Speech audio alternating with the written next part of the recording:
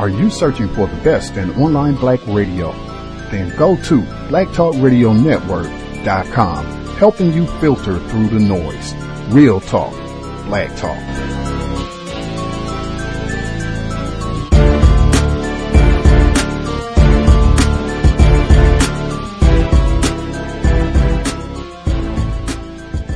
The internet is full of half-truths and all-out lies. We've all seen them, and many people on social media complaining about it.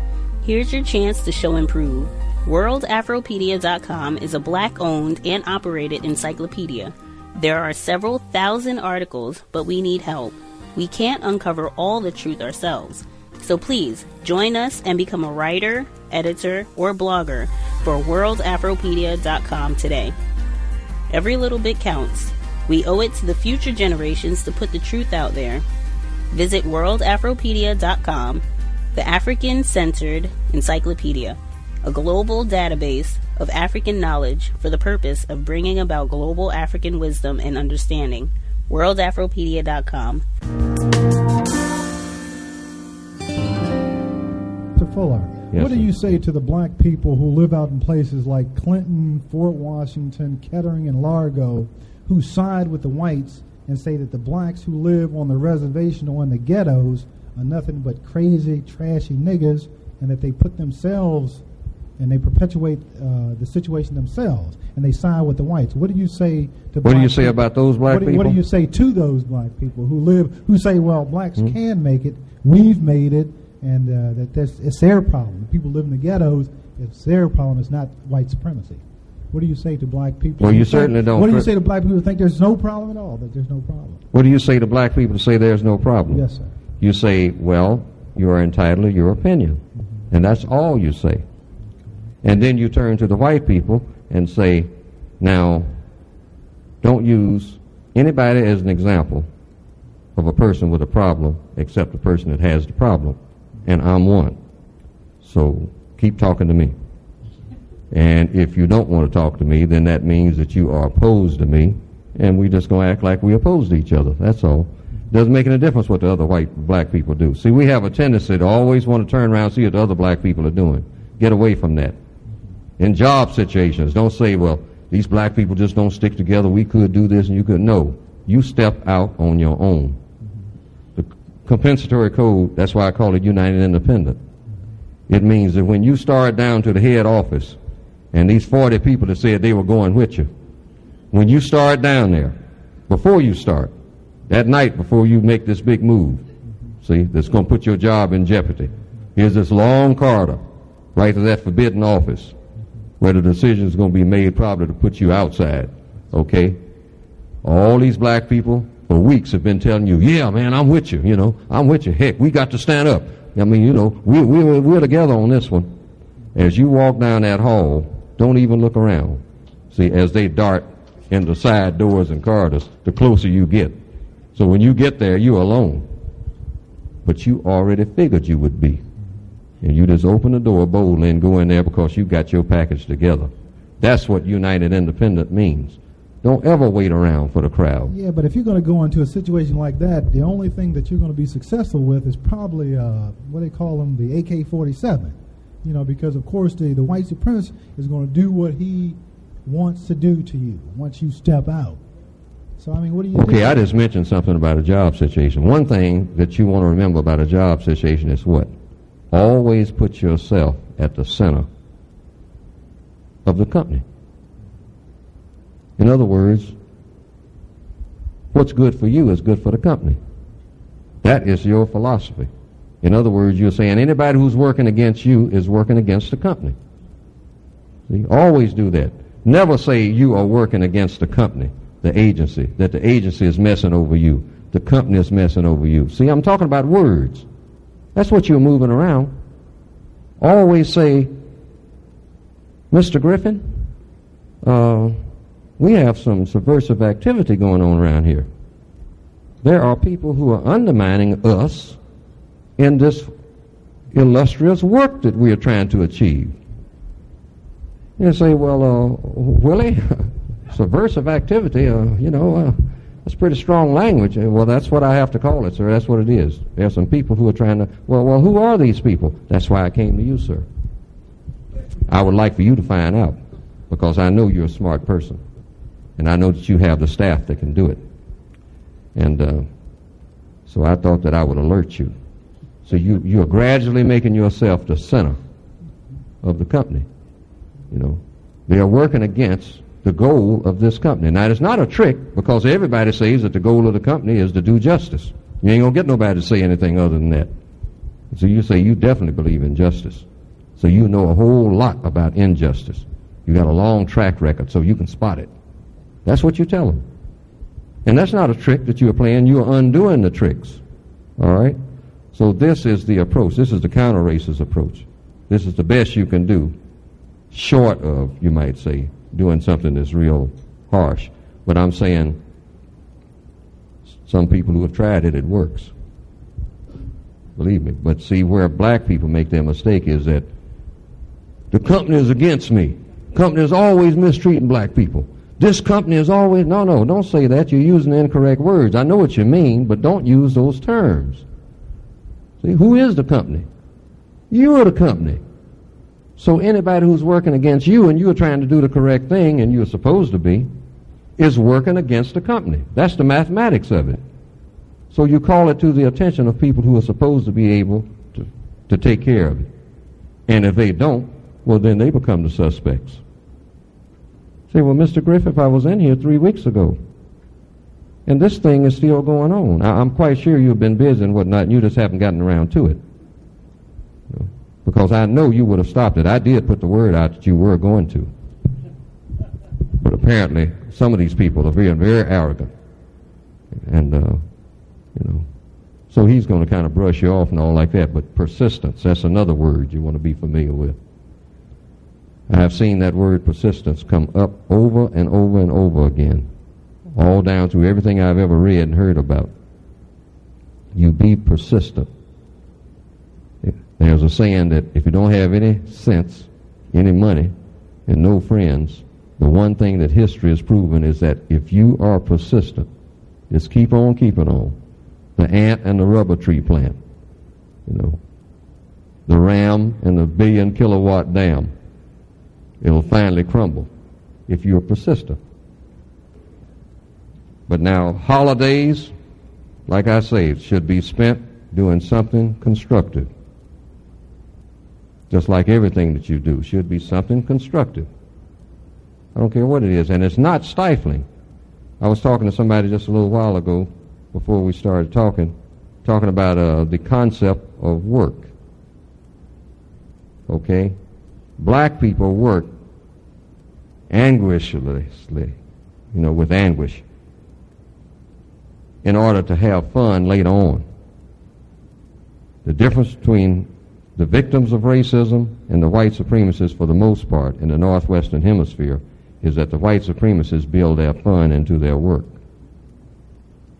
This is why they will be sitting there burning midnight oil. And you'll say, you know, Mr. Spencer, he's in there and he works all the time. See, but his work and his fun are the same. Why? Because if he's a white supremacist, he's getting his adrenaline just from knowing that what he's doing is going to put you further in your place tomorrow. And he gets a charge from that. See, we don't have anything to get a charge out of except trying to impress each other, which is a lot of dead weight to carry. Black people work all of their existence trying to accumulate things to do what? Impress other black people. You notice how black people don't do anything to impress white people? Because white people are not impressed. I don't care what you do. I don't care what kind of car you got, how big your house. They are not impressed, because first thing they say is, yeah, he's got a mansion, but my brother built it. Right. And overcharged him for it. Right. You know, I mean, that ain't nothing to do. We white people do everything. So he's not doing nothing, calling me over there to see his house. You know, we build houses, millions of them. He's got one that he's worked for all of his days, 9 jobs, and he thinks I'm going to be impressed. So we instinctively know this. So we don't even attempt to impress white people with nothing that we do. All right? But we will work 3 and 4 jobs trying to pay off that $95,000 car that we bought. and then I'm going back down South Carolina so that everybody can see that I made it. And so they stand around and look at it for 15 minutes, and when you walk off, probably break the antenna on it. See? And so what are you really working for? Stop and think about this. I mean, really, your whole value system is all messed up. You try to impress other black people who, even when they are impressed, what have you done? Nothing. A big fat zero. So I impress you with what I got. I got my new pair of shoes. And you look at them, you say, that's nice. Now what? What am I going to do for an encore? What do I do about that? You know, what do I get from it other than a false high? It doesn't add up.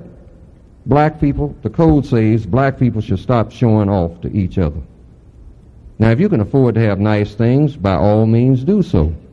If you got a 19-bedroom house, have it. You got that kind of money. But don't invite anybody over there to show it off to. Just walk from room to room and enjoy it. Enjoy the ocean view and all the rest of it with your 3 sailboats out there. See? But don't invite no old school chums over there to enjoy what you have or show off to it. All right? Because that's what we do, and that is just as primitive as it can be. It's not intelligent.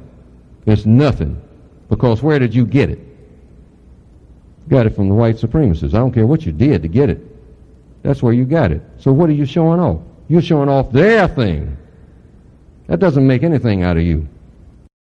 Context of White Supremacy.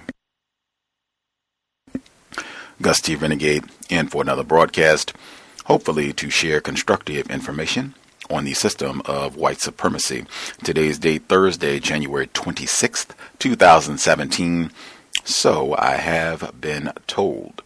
This is our weekly Thursday broadcast, Workplace Racism.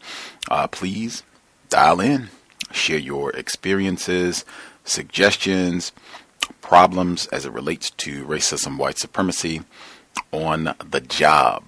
If you have figured out some methods that help minimize conflict with other black people on the job, minimize conflict with other white coworkers, feel free. That is the type of information that we need. Anyone who has got things to where, hey, they can just go to work. They don't have to be concerned about being written up, terminated, demoted, denied raises or promotions. If you have gotten things to where you can be relatively comfortable and unpestered on the job, you should be one of the first people to dial in. The number 641-715-3640, and the code is 564-943#. Press star 6 if you would like to participate. The number again, 641-715-3640. The code is 564-943#. Press star 6 if you would like to participate. Actually, if you want to speed things up, you can just press star 61, and that'll raise your hand. You won't have to do anything else. We'll see you on the switchboard, and we can get you on a line. Again, I don't say this on any of our other programs, but for the Workplace Racism broadcast specifically, this is not something for black people, victims of racism, to just spectate, to come and listen at the troubles or triumphs that, black people who call in, victims of racism who dial in, to just kind of listen, and be entertained. Like, oh, this is great. I can just spend my little Thursday evening listening to what they're talking about. What happened to them on the plantation? No, that is not what this is about. This is about sharing.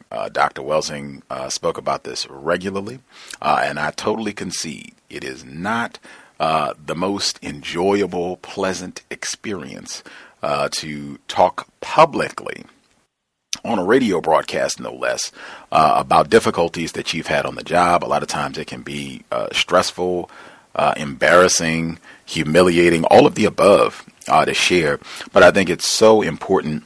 Just number one, we have a lot of black people, particularly younger black people, where they're just not getting constructive information. They're not getting honest information about the horrors that are waiting for every single black person on the job. And that's one of the ways that we can work against racism, racism, white supremacy, not keeping their secrets and just talking about the terrorism that we observe, or the terrorism that has been targeted on us at work. It doesn't necessarily have to be as, intense as when they actually go ahead and take your job, your ability to support yourself, but just the things that we hear on a regular basis, the unwanted touching and rude commentary and expecting you to do more than the initial job duties that you were hired to carry out. The myriad of experiences, you're certainly not being compensated correctly. Really important to dial in. Also remind folks about policy and procedure.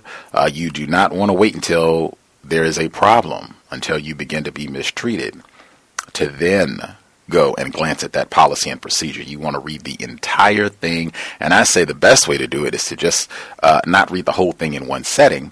Break it up. You can take a week, take 2 weeks, depending on how big your manual is, and just do 10, 15 minutes a night.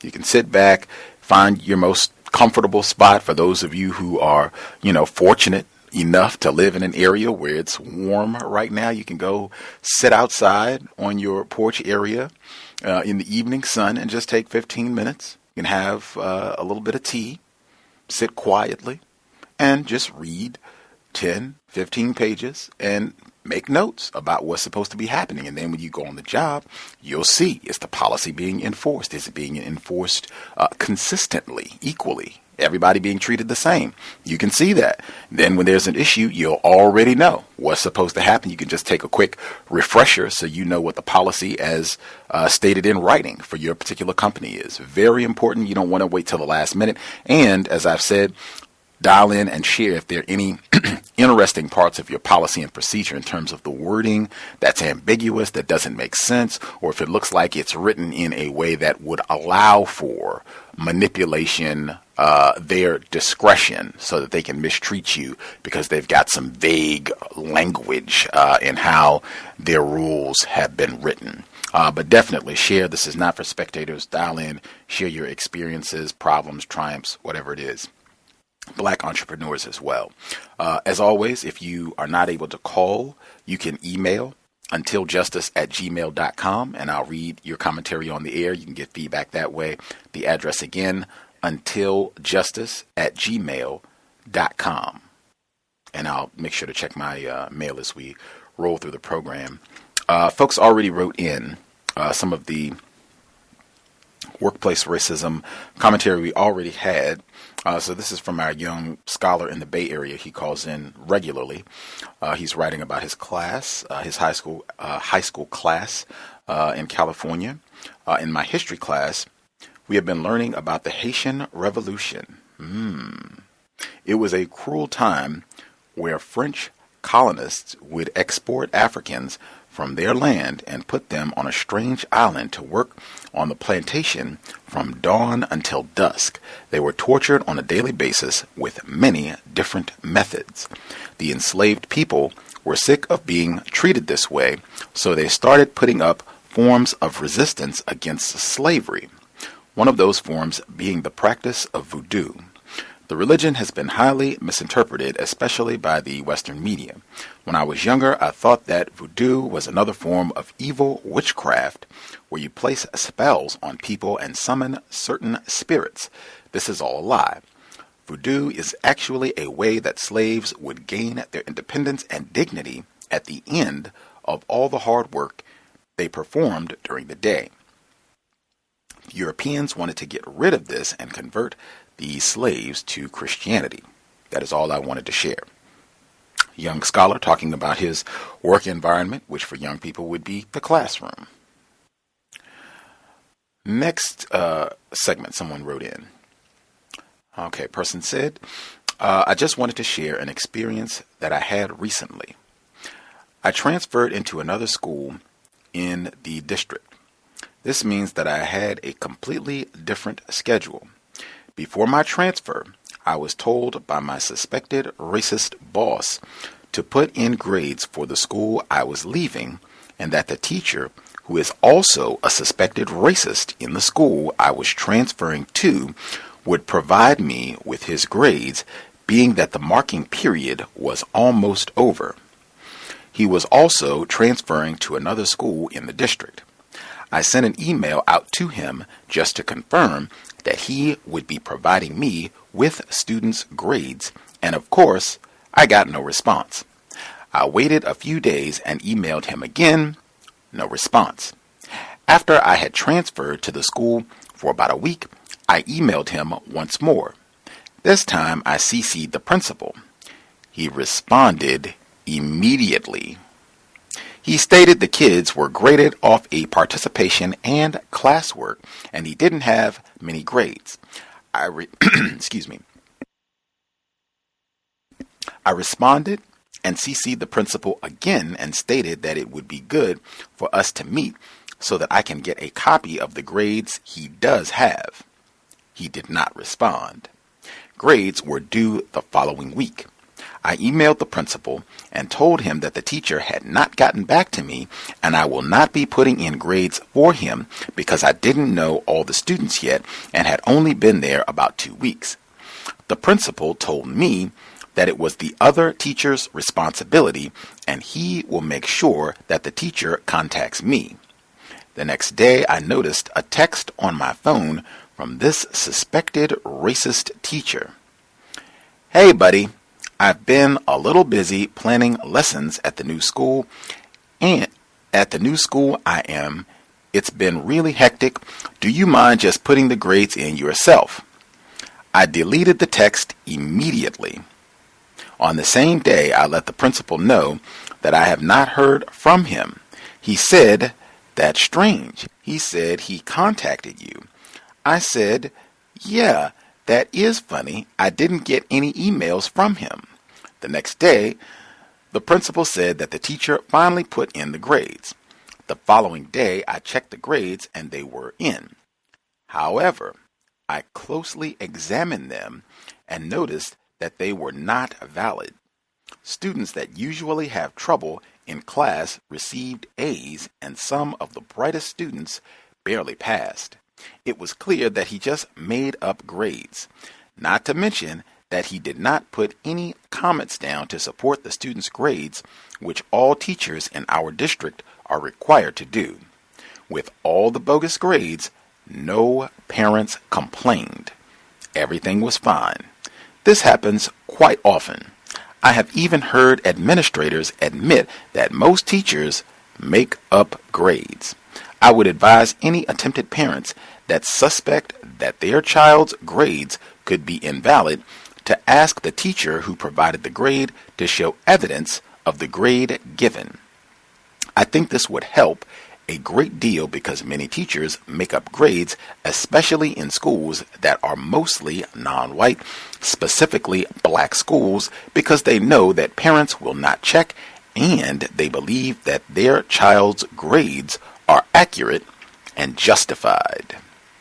Wowee, and what a transition from our young scholar writing in and talking about his experience. But fascinating, and that has been a trend, I think, over the last at least few months, people calling in and talking about how race soldiers on their job, whether it's incompetence, laziness, a little bit of both, but them not completing their duties, how that ends up having an adverse impact on the black person's ability to get their work done, and sometimes they end up being the one that gets blamed, that gets held culpable for things not being done when it was actually a white person that was not doing her or his job that was holding up progress. But that theme has been running. It sounds like this person with those emails, that is an immediate form of public written documentation about what is happening and the communication to address a problem. That is phenomenal. I think a lot of people have been saying that.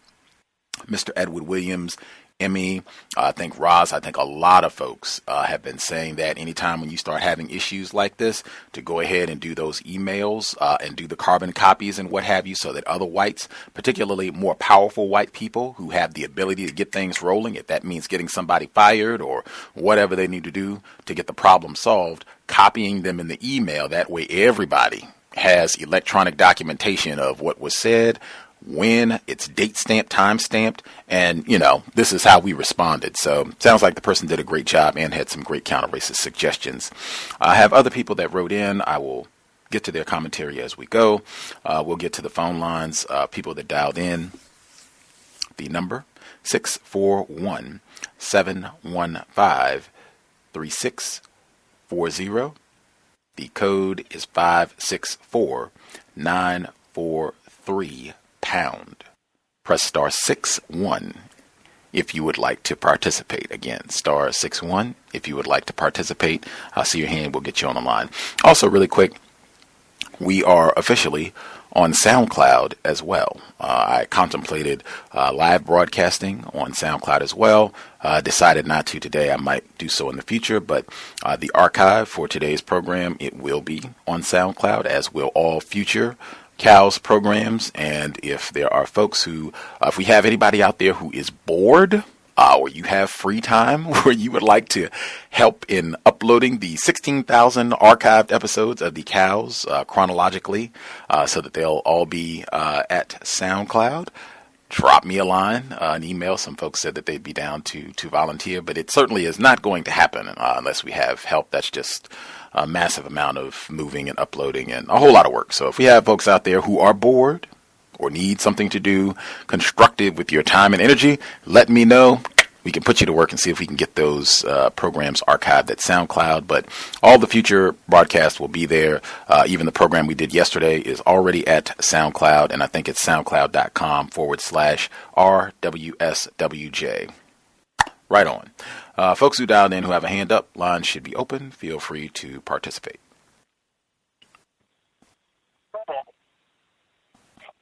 Can I be heard? Yes, sir.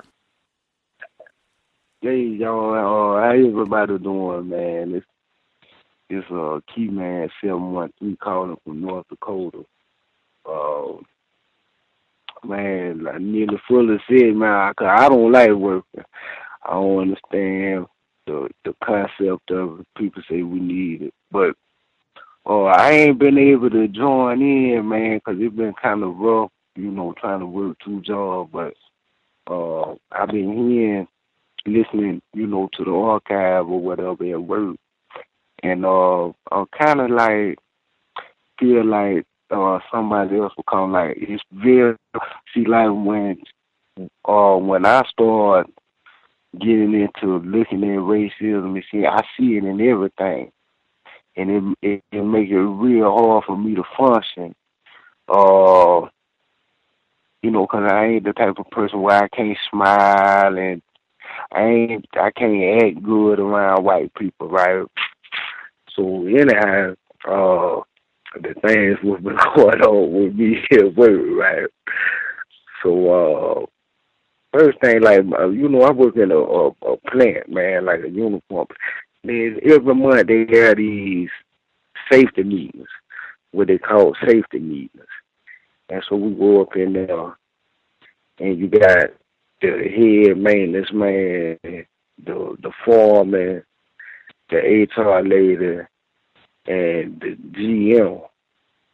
And they be in there just talking, and it's just like everything is just, it's like politics. It's like watching the Republican Party speech or something. And they in there, we did good, and production is up real good, and we just want to let you guys know that we appreciate all the hard work, and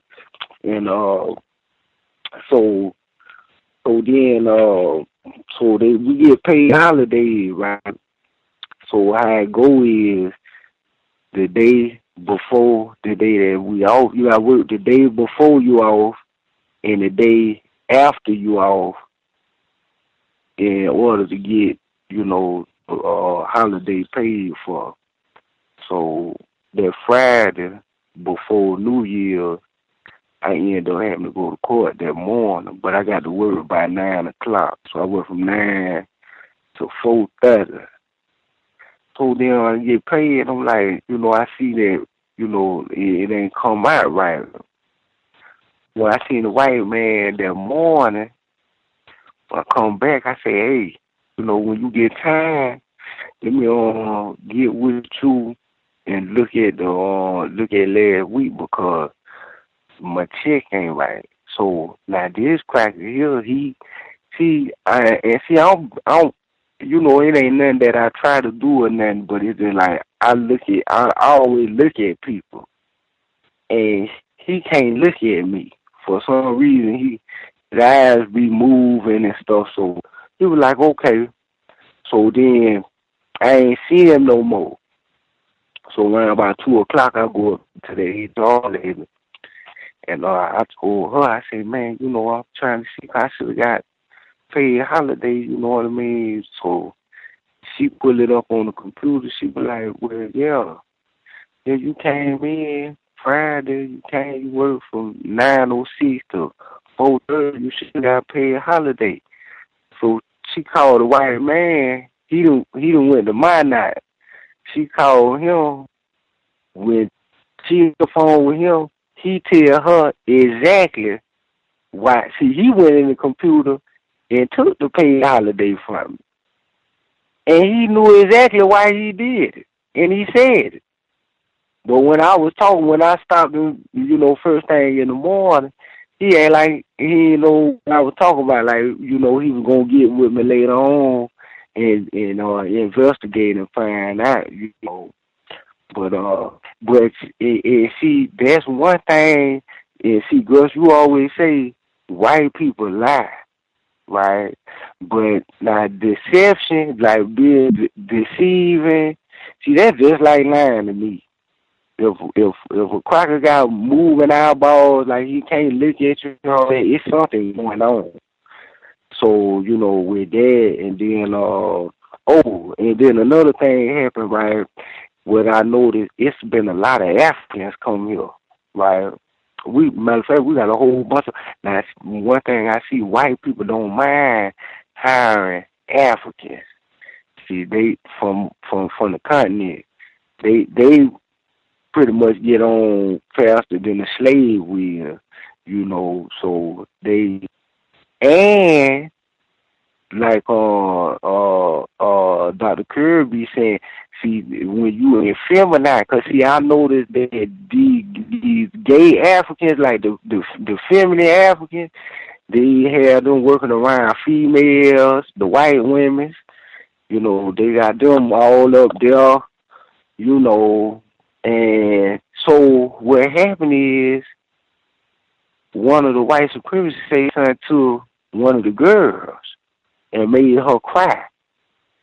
And guess what? Man, every last African in there walked out the building. Every one of them walked out there behind that girl. And now that kind of threw me. I was like, but they didn't came back though. But they moved the girl that cried. But they all walked up out of them. And then what else, man? There's been so much going on with me, man. Yeah, and then we got and then it's a Mexican up here. He an older dude, he from Texas too, man. I think from Laredo, but me and him, we be kind of talking, and so I'm standing back there talking to him before yesterday because we finna have a Christmas party this Saturday. They always had a party late, so me and the Mexican, we back there talking, and then we just got a new GM, I think, like in October, because the old white man retired last year. So we got a new GM, but he been working there. He just was at a lower position. And so me and the dude back there talking, he come back there, he asked the Mexican, he say, man, you coming to the Christmas party Saturday? And he was like, "Yeah, I'm gonna come down." Man, that crackhead looked at me and said that. He ain't asked me nothing. He just walked on, right? And it just be like, man, I can see it. I can see it, man. I mean, these crackers, they're racist, man. They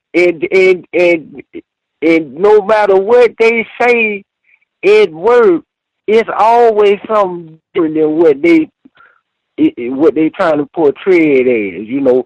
But if you a certain type of way, they won't even try to portray nothing. I mean, they really don't even fool with me. It's like these people, they don't even like me. They don't even know me. It's the way I look or something. And I mean, I don't mind because I feel it too. I feel the same way. And I don't like working. But it's just like, sometimes, man, I be telling my mama, like, I wish I never would have kind of, you know, start reading and trying to figure things out, because it's like I can't really get myself on track with these people, man. And that's all I got, man. I'm with my line. Thank you. Thank you for Can sharing. I be heard? Yes, sir. I just wanted to say real quick, thank you for sharing the caller in North Dakota. He dialed in numerous times. We've heard from him. Just on what Mr. Fuller said about not wanting to work, I think a lot of black people can empathize. It's not that black people are lazy. The racist stereotype is when you are being terrorized and forced to work under grueling and torturous conditions and not compensated adequately for the work that you do. Of course, you are not going to exactly be enthused about labor, and that has been black people's experience worldwide for a long time as it relates to whites. So I think that's super logical. I suspect it's just the racists that are in your work environment, they're doing what white people do, practicing racism with your. I just said something about compensation. That's a typical thing, and that's one of those policy and procedure I think can be helpful. And just being able to point out, I think Roz had a similar issue with his compensation being inaccurate and always to his deficit. It's never compensation is messed up and you got an extra $300 or something like that. But knowing the policy and the audit procedure can be helpful to try to get some of those issues corrected. And just though I think even some other people have dialed in also where you were talking about, you know, just getting a feeling, them not inviting you to the Christmas party explicitly and not want to look you in the eyes is because they are racist and they're just mistreating you all the time, probably talking about you bad behind your back, because that's what they do about all of us. And then they've messed over your pay and that sort of thing. They know they're mistreating you. They know that they are totally niggerizing you, as Mr. Fuller would say they do to all of us in the system of racism, white supremacy. So that's just my quick thoughts on what the caller had to share. The male caller who just spoke up, did you have a question or something you wanted to add to what we just heard from the male caller, or did you have your own commentary you wanted to share? No, I have my own commentary. Okay. Yeah, okay. Can I be heard? Yes, sir. Yeah, okay. Okay. I'm called from Florida, right here in Florida. I'm a long-time listener, first-time caller. I had a job, you know, a while back as a merchant marine, working on a tugboat. I was the only black person on the boat, and that experience on that boat was the whole time I was there was terrorized, and they eventually ended up firing me at the end. But some of the things that happened, the thing that caused me to get fired was while I was on the boat, I heard all the worst jokes, you know, the worst black jokes. Like one was, how do you piss off the black man? You know, drop the watermelon. They had another one. Does a black man become a nigger when you leave the room? You know, I used to, you know, hear stuff like that. And one night it was the first game of the preseason for football, and I was sitting in the galley on the tugboat, and we were, it was everybody was asleep. I was in the galley getting ready to watch the game. I had did all my cleaning up and stuff around the boat because I was a deckhand on the boat. So I did all the cleaning and stuff like that. And I was sitting up there watching the game, and one of the white guys come from the back. He just comes in, and while I'm watching the TV, just start turning it. And I was like, "What you doing, man? I'm watching this." And he's just like, "Man, I'm trying to see the weather, man." And I was like, well, I'm watching this, man." He go and start fixing his coffee. I turn it back to the game. He comes back and asks me, "What am I doing?" Like I was doing something wrong. And he turned it back to the weather. And I told him, "Don't touch the TV again." He went upstairs and told the captain that, I was messing with the TV or whatever. And the captain just pretty much told me to find something to do and gave him the TV. And then after that tour was over, I came home. And then while I was home, I got a letter in the mail saying that basically it was a letter of termination. I wouldn't be able to go back out on the boat. So that's one of my stories. And something that just happened recently on a job that I have now. It was like so many times I hear on this show is that they didn't have my money right on my check. And when I went to see about it, the lady told me, yeah, I see where they messed up on your check. We'll have it direct deposit in your account on tomorrow or whatever. And I called her the next day because I was off, and I was like, "It's not in my account." She said, "Okay, well we put it in the mail. It'll be she said they did it like FedEx the next day or something like that, and she had the tracking number." So I called her after the time went by, and I was like, "Well, I don't see nothing, I said, "Can you just give me the tracking number or whatever?" And she was like, "Hold on a second," and gave the phone to somebody else. And one of my supervisors got on the phone and was like telling me, "I think we're square here, Carl, as far as your money goes. And, if you want to come in, we can talk about it. But yeah." And after all that stuff, that lady told me all those lies about my money. It's just, yeah, those are my two experiences. I'll keep my line. Thanks. Wow. Always good to hear from first-time callers. Right on. And that, too, I think that's always important, us being able to reflect on our work experience, like maybe work experience from a few years back when we were more confused about racism. And then now that we have a better understanding, to be able to look back, okay, we have a better understanding of why these things were happening to us. And then you can see, okay, I would have not said this. I would have not done that. I would have said this. I would have done that. I think that can be very helpful as well. And again, we have, younger listeners who do not have an extensive work history. So I think it's always helpful for them to be able to hear different people's experience so they can know the types of things that they need to look out for. Obviously, your compensation is a big one since people keep bringing that up. The one thing with the racist joke, just to make sure, now see, do you get the joke when he says, "When does a black person become a nigger?" When you leave the room, meaning white people are not ignorant about racism. They know the code, at least for a while now, has been, we won't call the niggers to their face. That the codification of white supremacy in the racist joke, I said those are gems. That is the one time when white people are speaking truthfully about racism. And last thing I will get in on that, just that sounds horrendous. Being on a boat where you're isolated, you can't move. Now I am stuck with a whole crew of race soldiers. Oh my, that horrendous experience. I'm sorry you had to go through that, and hope you are in a much better situation now. Do we have other folks that we've not heard from who either wanted to comment or had comments or questions for the two callers we've heard already, or if you had your own situation you wanted to address, feel free. Can I be heard? Yes, sir, Roz. Greetings to you, Roz.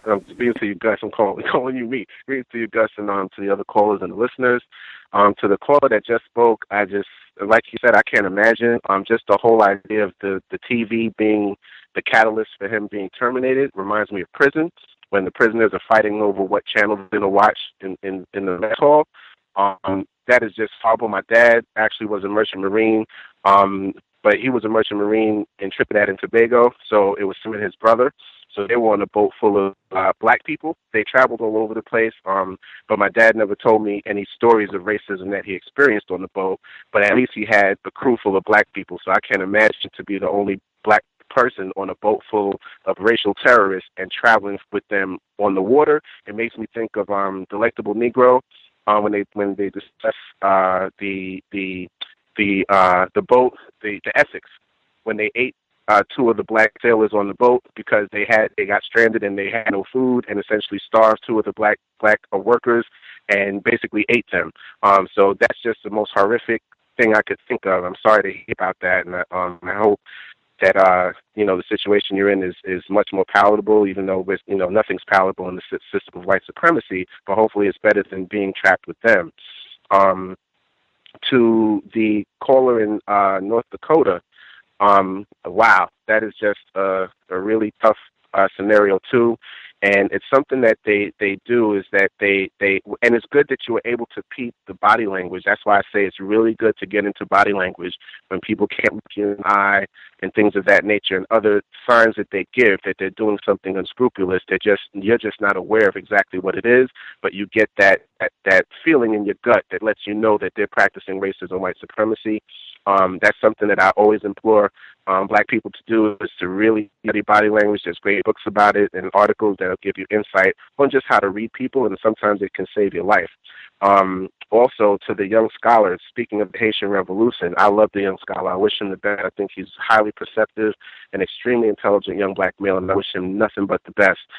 He's absolutely correct. Vodun was one of the main catalysts that facilitated the Haitian Revolution and our ability to liberate ourselves.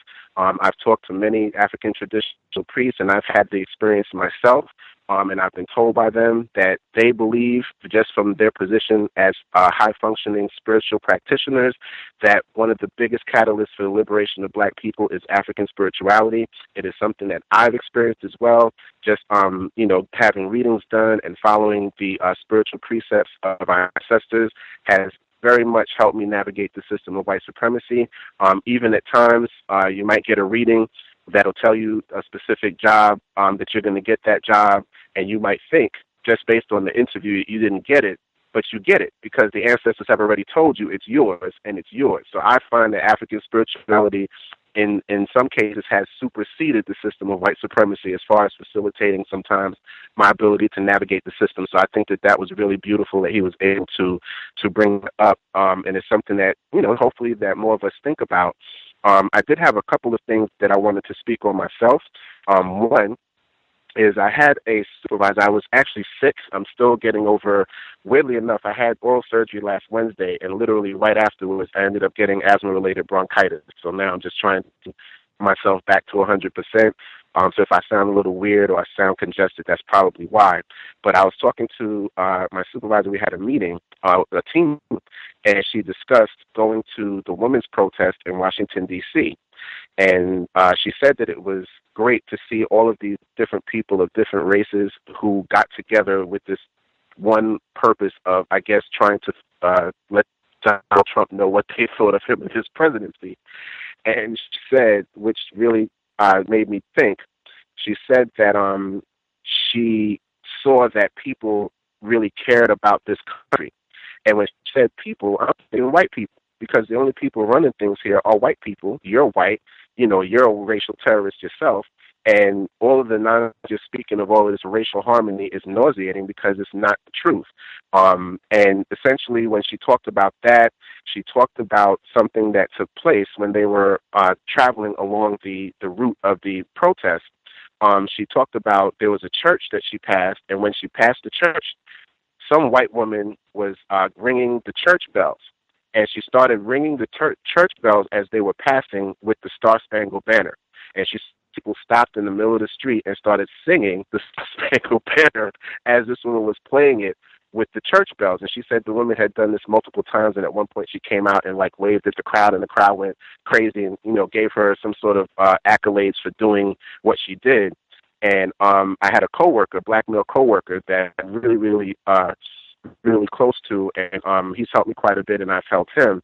And right after we left the meeting, I said, well, do you know that the Star Spangled Banner is the most racist gangster rap song in history? And he said, really? I said, yeah. I said, there's a stanza that's missing from the Star Spangled Banner that most people don't sing that specifically has to do with the subjugation of black people as slaves and the fact that we would never, basically never not be enslaved in this country. And then I actually sent him the information so he could see it for himself. And he laughed because we've talked about white supremacy before, and he laughed and he said, wow, he said, nothing surprises me in this world anymore. I said, in a system of white supremacy, nothing should surprise you. And something like that should let you know that you're dealing with nothing but a bunch of wholesale racists that like to skin and grin and smile in your face, and we're nothing but niggas to them. When exactly what the previous caller said, when you leave the room, you're a nigga to them. And he just smiled. He said, thanks. He said, thanks. And I said, no problem, anytime. And also, today I had a coworker that had an experienced black female, and she had taken a call twice from this white terrorist that called in. I work in a health insurance company, and she had spoken to the woman first. The first call went pretty much without a hitch. She was able to help the woman and get her off the phone. The second time she called in, the woman eventually requested a supervisor, but refused to let her know the reason she was requesting a supervisor. So my coworker actually went to a supervisor, put her on hold, went to the supervisor and explained to him that essentially this woman is requesting a supervisor, but she's refusing to tell me the reason. So the supervisor said, do not escalate any ticket if she's not going to give you a viable reason, because we're not going to waste time, trying to figure out what her issue is. If she's not going to tell anything, don't escalate the ticket and let her call back, and maybe she'll tell the next person what her issue was. So that's exactly what she did. And the woman called back, got another white terrorist from our location in Arizona, and the white terrorist ended up having this long conversation with the white female terrorist that called in about our coworker, which is a no-no. In any company, even if a person who's calling in has a negative experience with one of the people that works there, you're not supposed to badmouth the person that you're working with or your fellow employee, coworker, simply because it makes the company look bad. It looks like one set of people are doing one thing and another set of people are doing the other thing, and then also it just shows dissension and just doesn't look good. And I've seen people get written up for that at the companies. So my coworker, the black female coworker, ended up speaking to the one of our supervisors about what transpired. He ended up pulling the phone calls and was able to determine that she handled the calls correctly, and that the person who was bad-mouthing her with the member needed to be reprimanded for what they did, simply because they're completely wrong. They never verified what actually happened on the phone call. They just assumed this white psychopath was telling the truth, and actually just jumped in and started talking about this person as well. So she's looking to move forward with getting this person reprimanded, so I'm going to find out more about that probably tomorrow. So I'll probably have an update on that for next week. But it just goes to show that white people automatically, and a lot of us are trained to do the same thing, to just automatically believe white people. That's like previous caller who discussed the working in the school, and that the teacher was just telling him to give the person the grades himself, and that was it. That's something that I personally experienced. I remember in high school, there was a young man that could not read in our class, and he was very, very poor black male, and he would always have this like 3 pairs of pants that he would share with his 2 brothers, and I think they had like 5 shirts. So he really had very little clothing. He was teased a lot and mistreated. I used to come to his defense on quite a few occasions because I didn't like the other young black children disrespecting him because of the poverty that he came from. And ultimately, over time, I realized that he couldn't read, and he ended up getting pushed through. And they just basically let him graduate, even though the young man couldn't read or write. So again, it lends to the fact that when we send our children to our enemies to be taught, that our enemies do not have our best interests at heart at all. And ultimately, the best thing that black parents can do is double check these teachers. Don't ever trust them. Don't ever take anything they say about your child at face value. That is something I experienced with my mother, and it caused quite a bit of problems for me coming up. And our relationship is tattered to this very day. But that was one of the things that contributed to that was her thinking or believing everything that these racist teachers would tell her about me. And I had no interest in school because I just felt like school was a place that I was being used. They were not teaching me anything of note, and I actually learned more from people like Dr. Ben than I ever learned in those classes. So I just was turned off with the whole school process. And it's something that we really have to think about, is that in all areas of people activity, white people are the worst diabolical liars and don't ever believe anything they say and take it at face value. When it comes to your child's education, double, triple check. Let them prove to you what those grades are, why they gave them those grades. Just do whatever you have to protect the sanity of your children if you're going to send them to the enemy schools. My thing, I would say, is to take them completely out and homeschool them. That will save you a world of trouble and protect your child from being abused and potentially killed or mauled in their environments. Thank you so much, and I'll mute my line.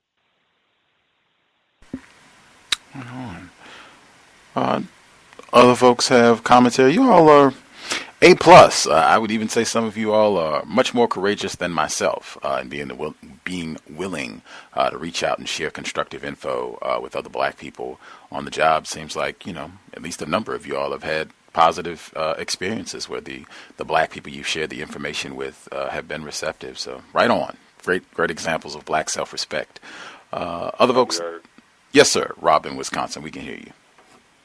Okay. Greetings, Gus, and Roz, rest of the callers on the line.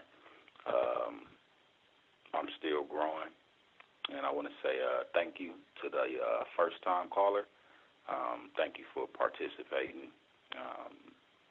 The participation is important to the program, and I know that sharing is not the easiest thing to do, and whatever we're talking about when we have to open ourselves up. So thank you for that. And I know being on that boat was a pretty man.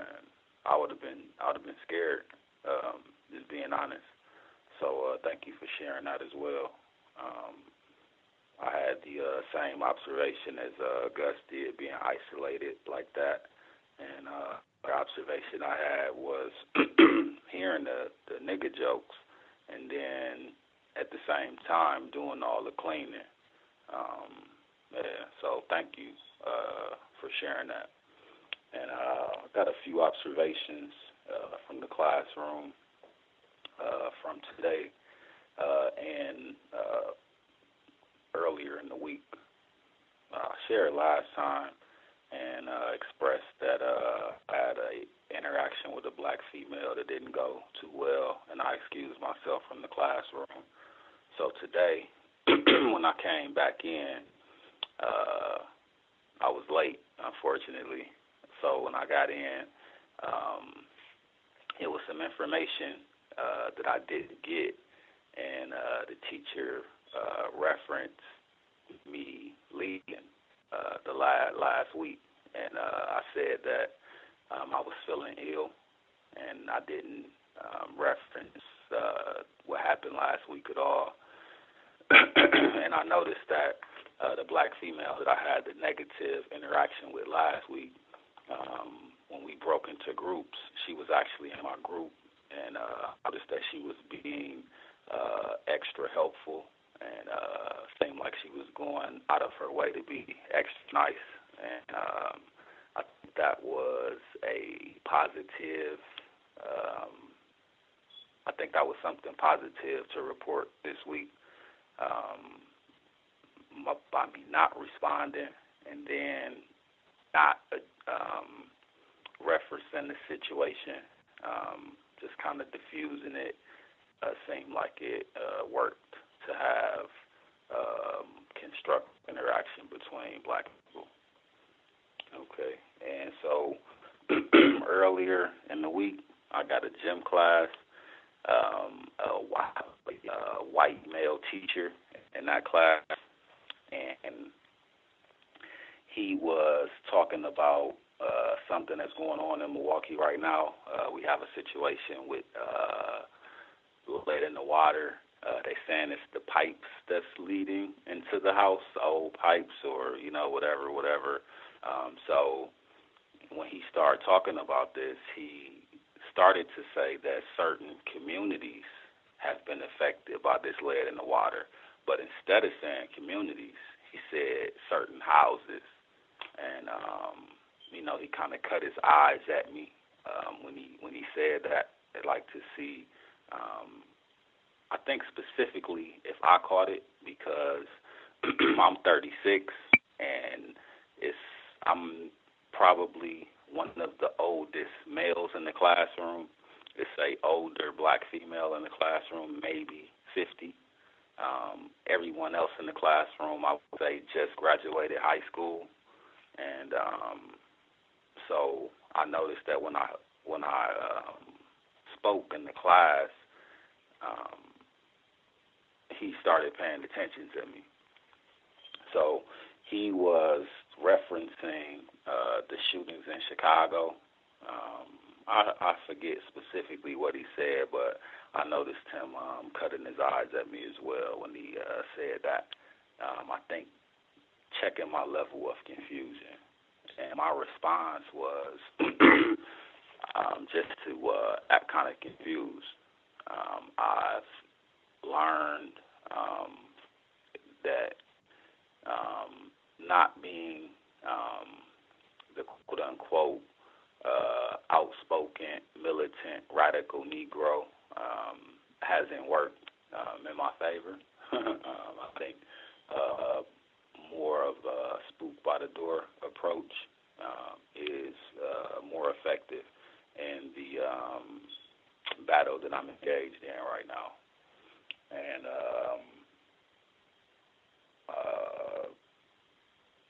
I forget what class exactly this is, but I have a black female professor, and this kind of really dampened my spirits for the week. She was talking about the LBGT community, and she was referencing that now they're referring to themselves as pronouns. And so she started going into, like, okay, so if I'm a straight guy, I will refer to myself as him, or I'm really confused about it right now.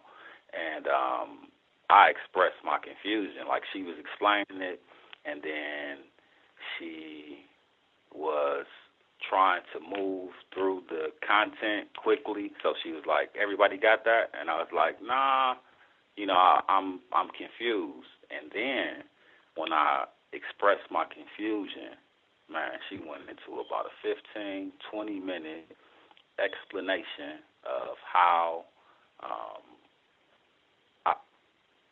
me specifically she was talking to, but addressing it to the whole class, of how we have to learn about the gay community, accept these people, and so my observation from that situation was that I observed a black female defending her job. And I'll leave that one. So I had another class with a black male professor, and this was just really not that significant, but it stood out to me. He was going over, the semester just started, so he was going over kind of like the rules and expectations of the classroom. And he was telling us that we can bring food, but, don't bring no whole dinner up in here. If you bring some, some chicken, some Popeyes up in here, you know what that's going to do. And then everybody kind of started laughing and, whatever. Oh, one more observation. And this is an observation from a school teacher, black female. They have young adults under them. I think it's called like city year or something like that. But these younger adults is kind of like an in-between as far as like the teacher and the student. So the teacher may delegate different responsibilities to the person that's employed by city year. Okay, so they have a black male that is presenting himself as a female working at the school, and he came in. He be wearing like real tight jogging pants that's like exposing his genitals, and this particular day he came in with hair extensions. So the young black male had a natural response. He was like, ugh, what is it? You know, and so when he had that response, the black female that's employed with City here, I want to say she's over the age of 18. She, I want to say, is quote unquote gay, and she explained to him how he has to accept this lifestyle, and I don't know to the extent of what she said to the young man, but she made him cry. And thank you for listening, and I'll be in my line. Wowee. That is a lot.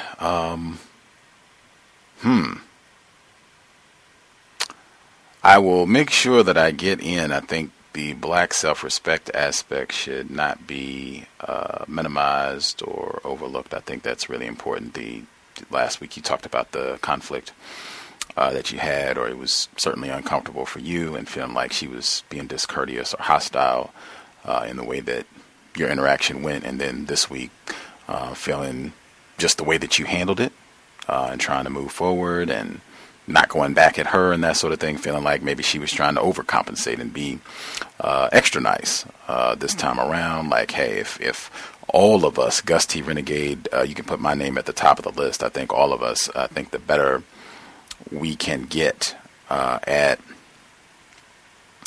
diffusing conflict with other non-white people, workplace and beyond, that will move things forward rapidly in terms of solving this problem. White people, they are a small minority on the planet. Dr. Welsing emphasized that all the time. That is one of the have-tos, to just have us in conflict and fussing at black supervisors and black managers or just black coworkers and growling at them all day and having them be the culpable for all of our problems, when that's not the case at all. Like, as much as we can do to minimize conflict, and that's not saying that you accept mistreatment, but as much as we can do to mitigate conflict with other non-white people, the better. I feel like the whole anti-sexual thing, people will address. People love Area 8, and that will probably drift us out of workplace racism, but I thought that was extremely important as well. I know Allison Manswell talked about being a black male in the work environment and not being able to be too masculine. She wrote Listen In about racism in the workplace. That other folks have commentary they wanted to share either. Oh, Thomas in New York. Yes, sir. Good evening to all fellow victims. Yourself as well, Gus. To what Rob just said, very astute observation I'm making is my daughter came in from school with this project, and she somehow, running for some council on trying to draw attention to the LGBT community, and she needed money to buy some lollipops, and she was handing them out with these rainbow things on them. And, of course, she doesn't agree with my views on this issue, but I'm saying this is something that she wasn't taught in the house, that has views, because I think that, sometimes my uncodified speech and things might come out, but this is definitely something that they're being taught in school, and it's even on the college level. I see with Rob, that's just like I see them starting them early with the notion that this is natural behavior, and I just wanted to say to the guy, man, as everyone else, I'm sure. I couldn't imagine being on that boat with those white people. I guess the only person that normally calls in that would have something close to that would be firefighter, because he had to live in a firehouse with them. But I think he said that sometimes it was other blacks. But man, that was just a terroristic situation, and I'm glad you made it out alive, man. Because that's man, they could have thrown you over any time. Oh, he fell, he slipped. You know, I mean, that was and to get fired over the television. I mean, that's just so, like, that's just how they do things. I mean, how dare that nigga change the television back to the football game when I turn to the weather? You know, just, I could just see that tackiness, how it goes down. At my job at the hospital, you know, it's a place where you see a lot of stuff that's all interwoven into the system. However, it might not be. It's just very different. However, not to get into that. In a certain position at night, you know, you work at a different department. They have one person per department, and occasionally I have to do what they call cycle cleaning. That's pretty much just going through the operating rooms and making sure that we sterilize everything, all the equipment, you know, just, you know, seal into the floor, you know, make sure that it's, you know, able to be functional for surgery if need be. So, you know, it's a job that you do, and you do it by yourself, and it's pretty boring, but, you know, you do it. However, there are people who work within that department, and in the operating room, of course, there's like a red line, and once you cross that line, you have to be in scrubs. So it requires you to put, you know, the scrubs on over your clothes, or some people go upstairs and just take off their clothes and put the scrubs on, you know, however they might do it.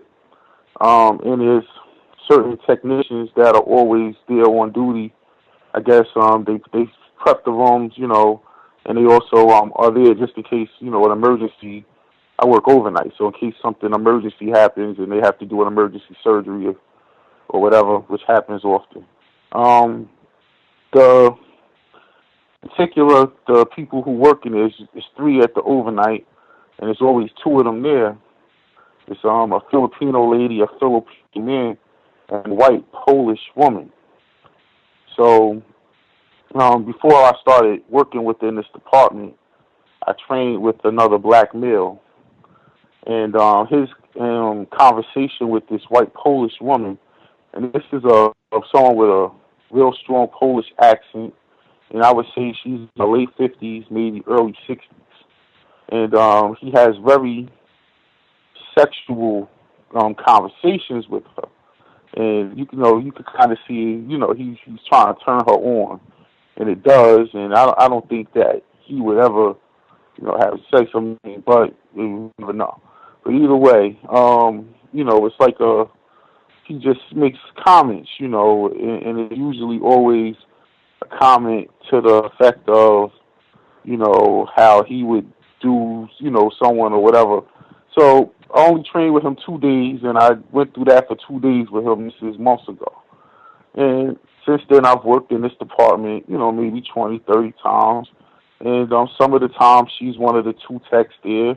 And she's always very, you know, nice. And she remembers my name and always offers me something to eat and all that stuff, you know, but it never has any of these sexual type of conversations with me, of course, because I wouldn't know how it. However, one day last week, I'm working in this department, and I was really trying to be nosy because I saw someone whom I knew, and something happened to their child, you know, on the streets, and they were in the OR.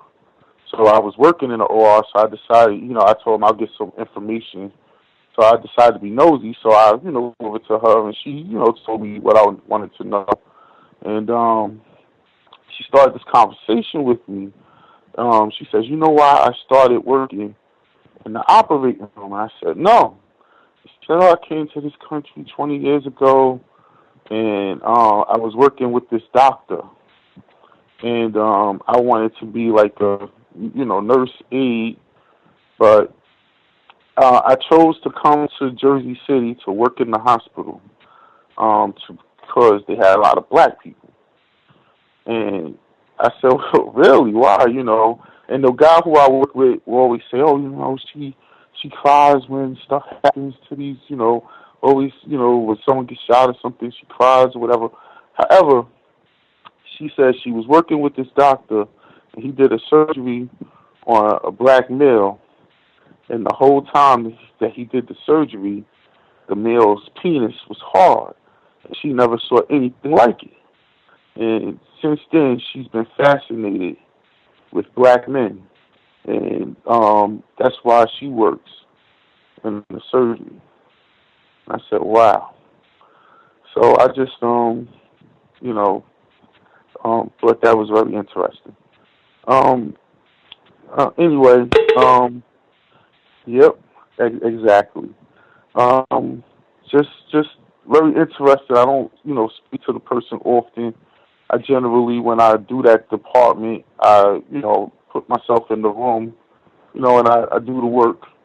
I don't, I usually put my headphones on or something, and I'm, listening to music or whatever, but it's just, very ironic that came out in the conversation we had. Also, I wanted to say, I have, the Young Scholar on the Saturday show. I have a question I wanted to ask him because I've been, trying to research, trying to get in tune with my kids and see what they're going through. And, kids today are, I guess, I don't know, man, with all the technology, they're not quite there. So, I've been trying to catch up with some of the music, and I had some questions about that. But other than that, I'll mute my line, Gus. As far as the daytime job,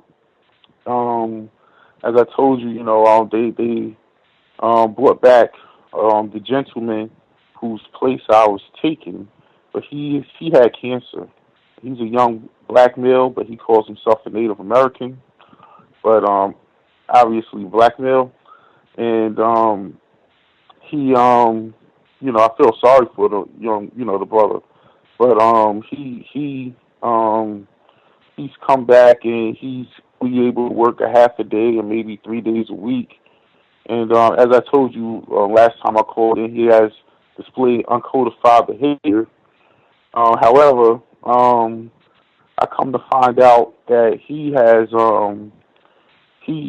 his goal in coming back is not to no longer do that job, is to become a broker. And he took his broker's license 2 years ago, and working in the insurance firm, no one has picked him up as a broker. And I was told it's because of his uncodified behavior. So his plan is to approach them now with that proposition. And I'm just very curious to see how that goes for him, because based on what I see thus far, I can't see none of those white managers wanting to work around that. And I'll mute my line. Thank you.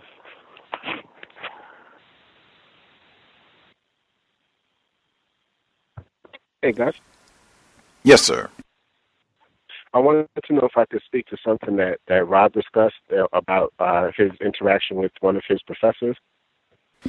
Let me try and nab some of the folks who haven't shared at all, and then we can get your additional commentary in as well, Roz. Fine, thank you. For sure. All of the folks that we have not heard from at all, if you either have questions for any of the callers that we've heard from previously, or if you have your own commentary, feel free. The number again, 641-715-3640. The code 564-943#. Press *6 if you would like to participate. I'll try to email the young scholar and see if he can hang out with us Saturday so you can get your question to him, Thomas in New York. Folks that we have not heard from at all, Dearest Ashley, if you want to ring back in, we can get your line open as well. Just I try to mute it sometimes because we pick up a lot of the background noise. But if you want to dial back in, we'll get you as well. Folks, we have not heard from it all. Did you have commentary? Yeah, greetings.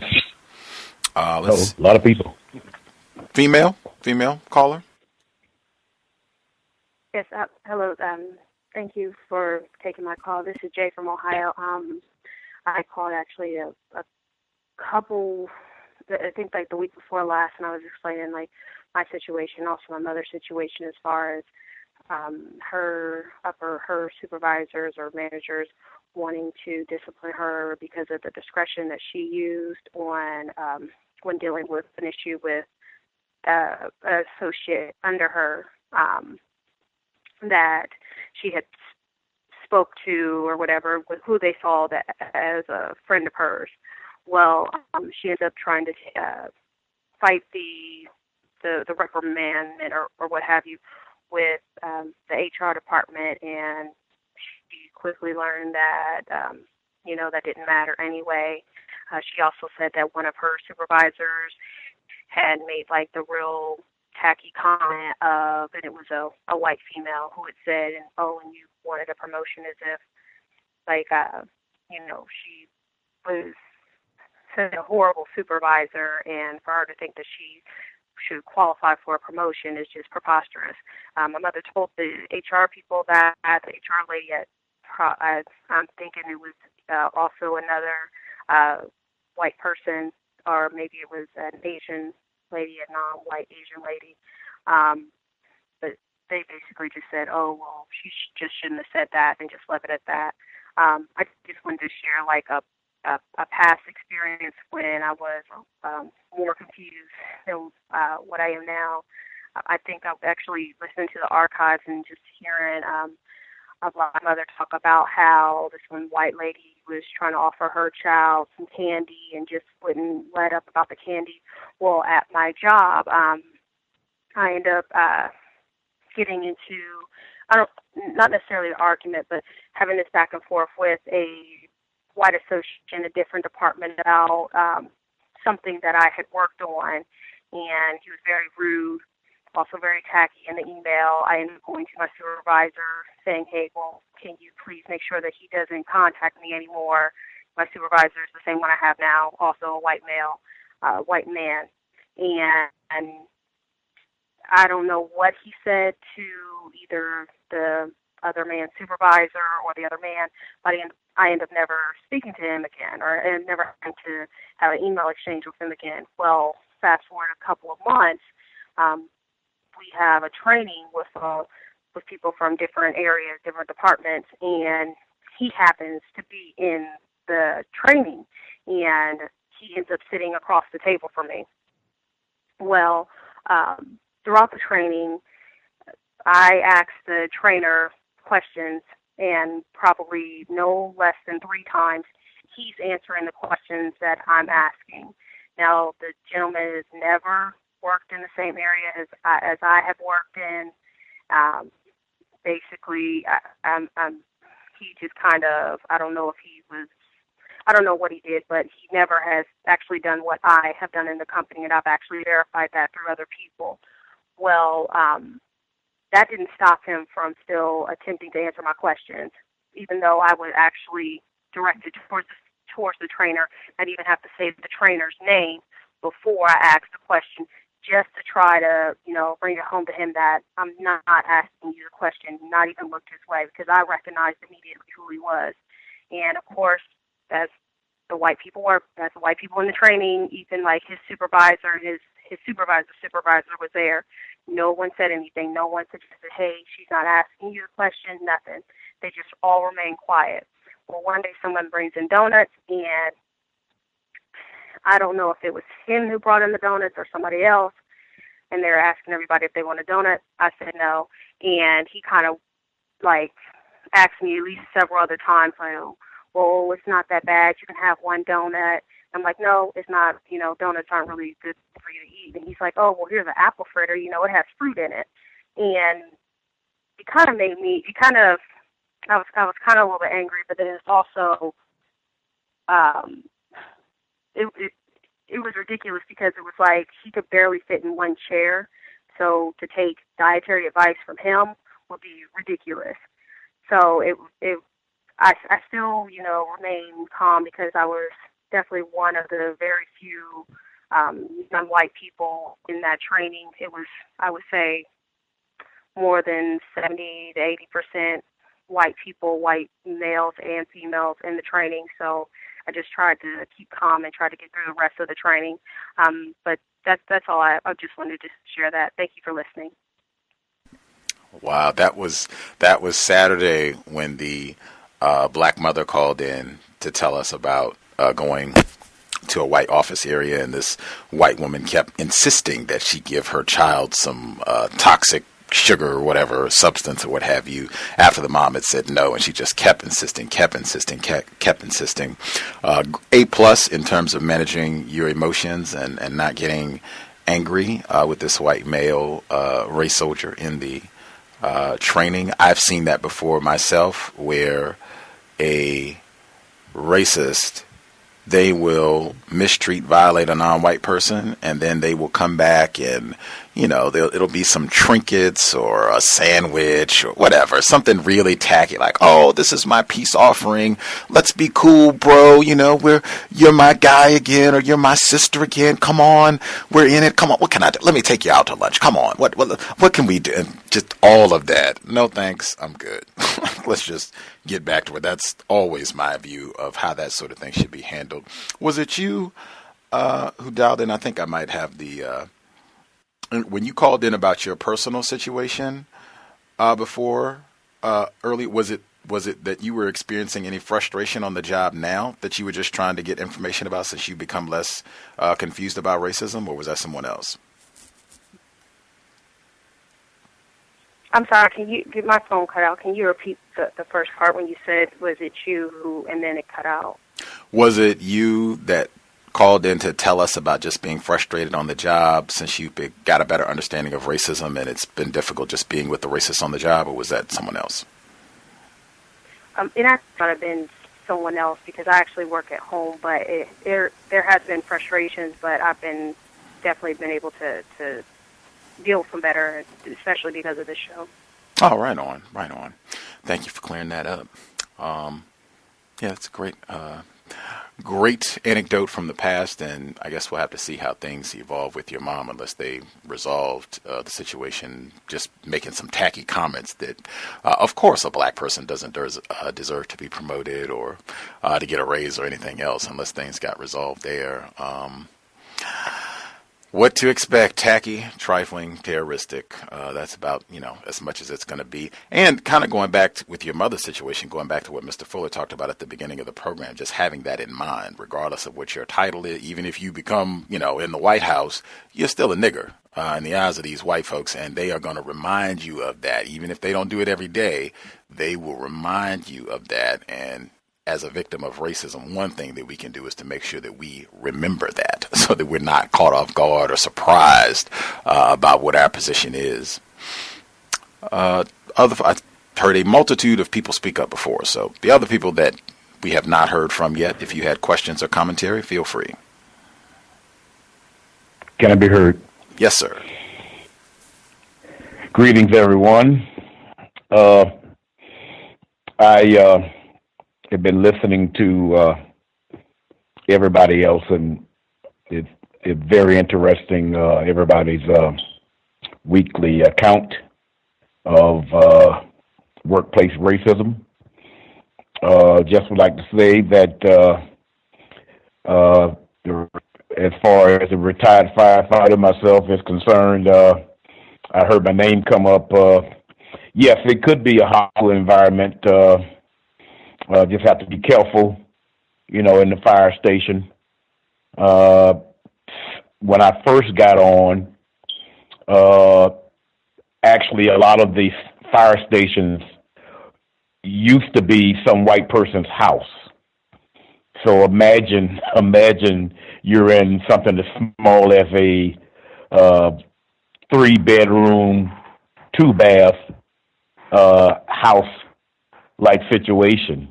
And the beds were actually were within a foot of one another, and then I'm pretty sure they started thinking of the idea of hiring females. Of course, the first ones were white females, and well, it's almost at the same time that black males were being hired also. So they decided to start creating cubicles and building structured fire stations in turn. As things went on through the years, I think from the standpoint that because there was so much racism on the job, that the black firefighters primarily kind of, each of us had some sort of relationship with the other one because it wasn't a whole lot of us. Probably more than likely, as far as when I got on, it was less than 100. It was less than 100. So you even though it was different ships, you may not have knew the person personally, but you kind of like knew something about the person.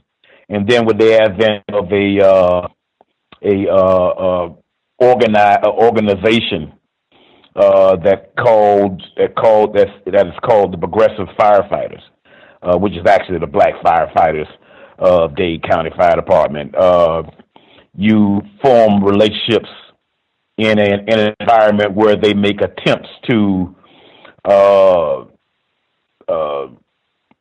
navigate through the system of racism, white supremacy.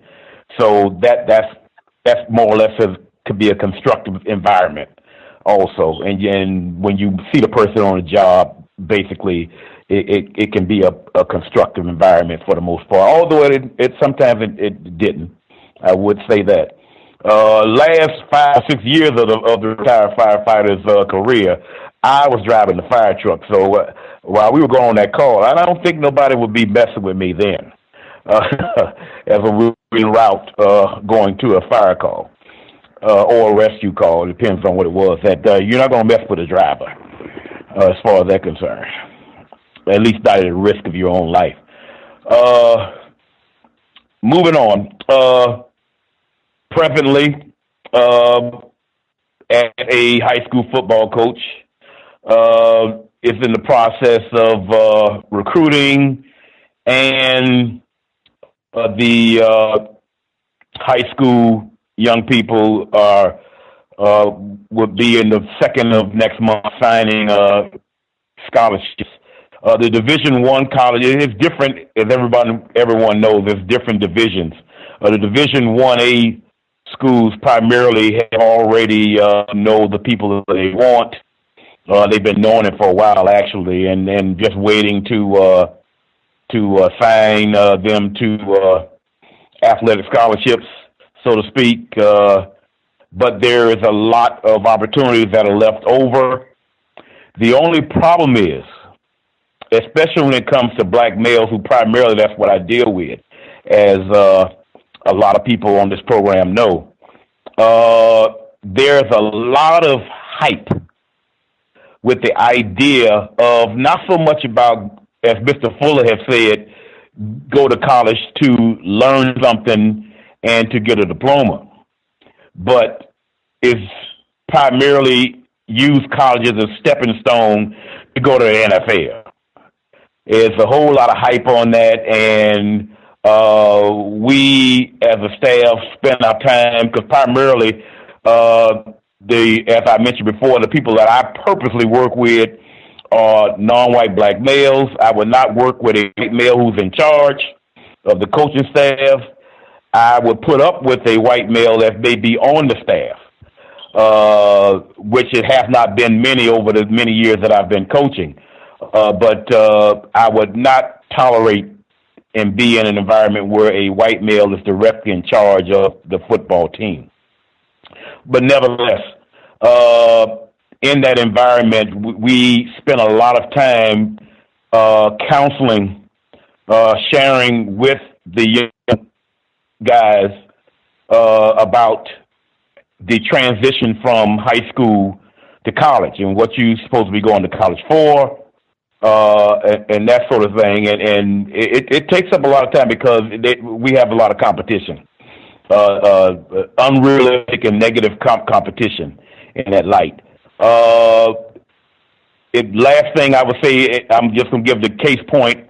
My best player, I'm the defensive coordinator, what they call a defensive coordinator. My best player, he does not fit the looks of what I just said as a best player, because most times when people look at a football player as a big, strong, looking person and that sort of thing, and he's actually is very small, very small. He's well under 6 feet, maybe about 5. I would say probably about 5'8", and I may be exaggerating that a little bit.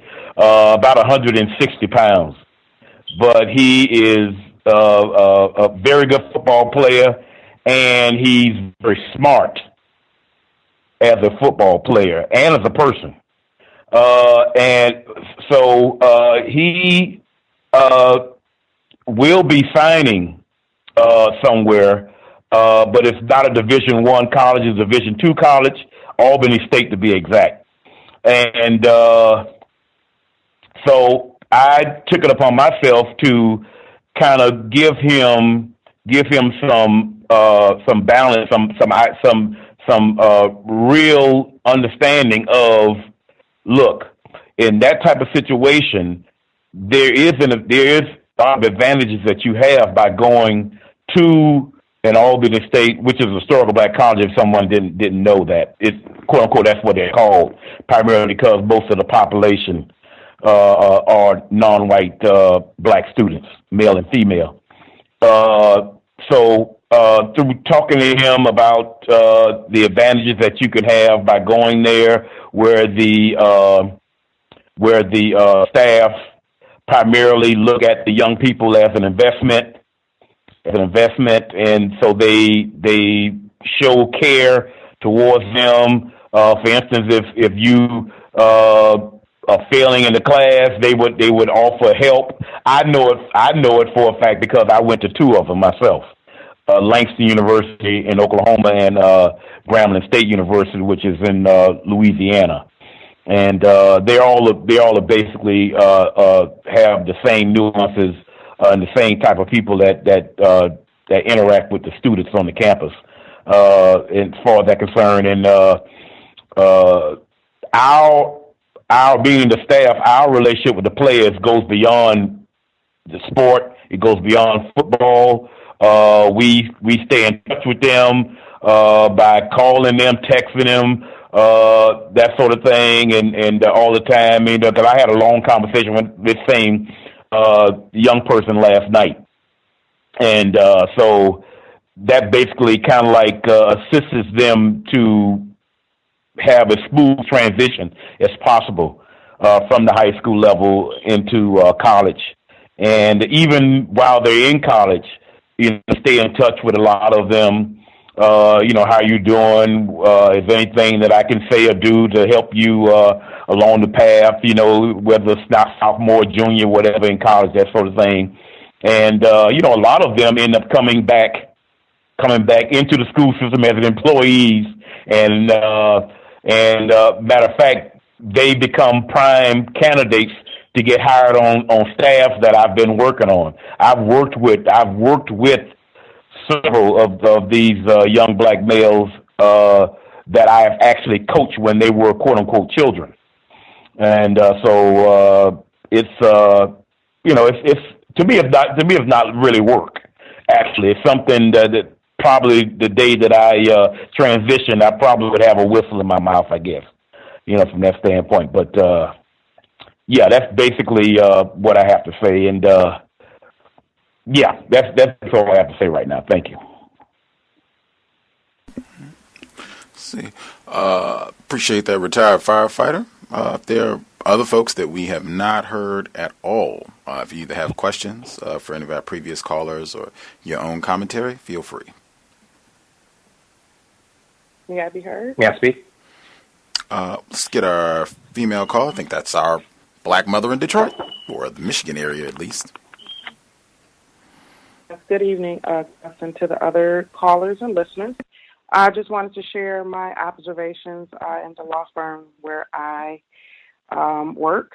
I've been at this law firm, I think it's been about 9 months now, and I've never worked around so many white females. It's been a while. I'll just put it like that. It's been a while since I've been working with a lot of white females, and I've observed just in this experience is they are very mean towards to one another. They do a lot of gossiping. They do a lot of backbiting. It's just a lot of tattletelling, just nitpicking, really petty things. I noticed that they don't get a lot of work done. They complain all day, and those that smoke, they take a zillion smoke breaks a day. So I just sit back and I just observe just their behavior, and it's just really interesting because again, it's been a while since I've been around this many white women. I do not socialize on the job at all for the most part. I mean, I just, I speak when I'm spoken to. I'm very, very courteous and very, I'm polite, and it's because they call me quiet, and they will say, "Oh, don't talk to her. She's quiet," and it's over the last 9 months, the firm has moved locations.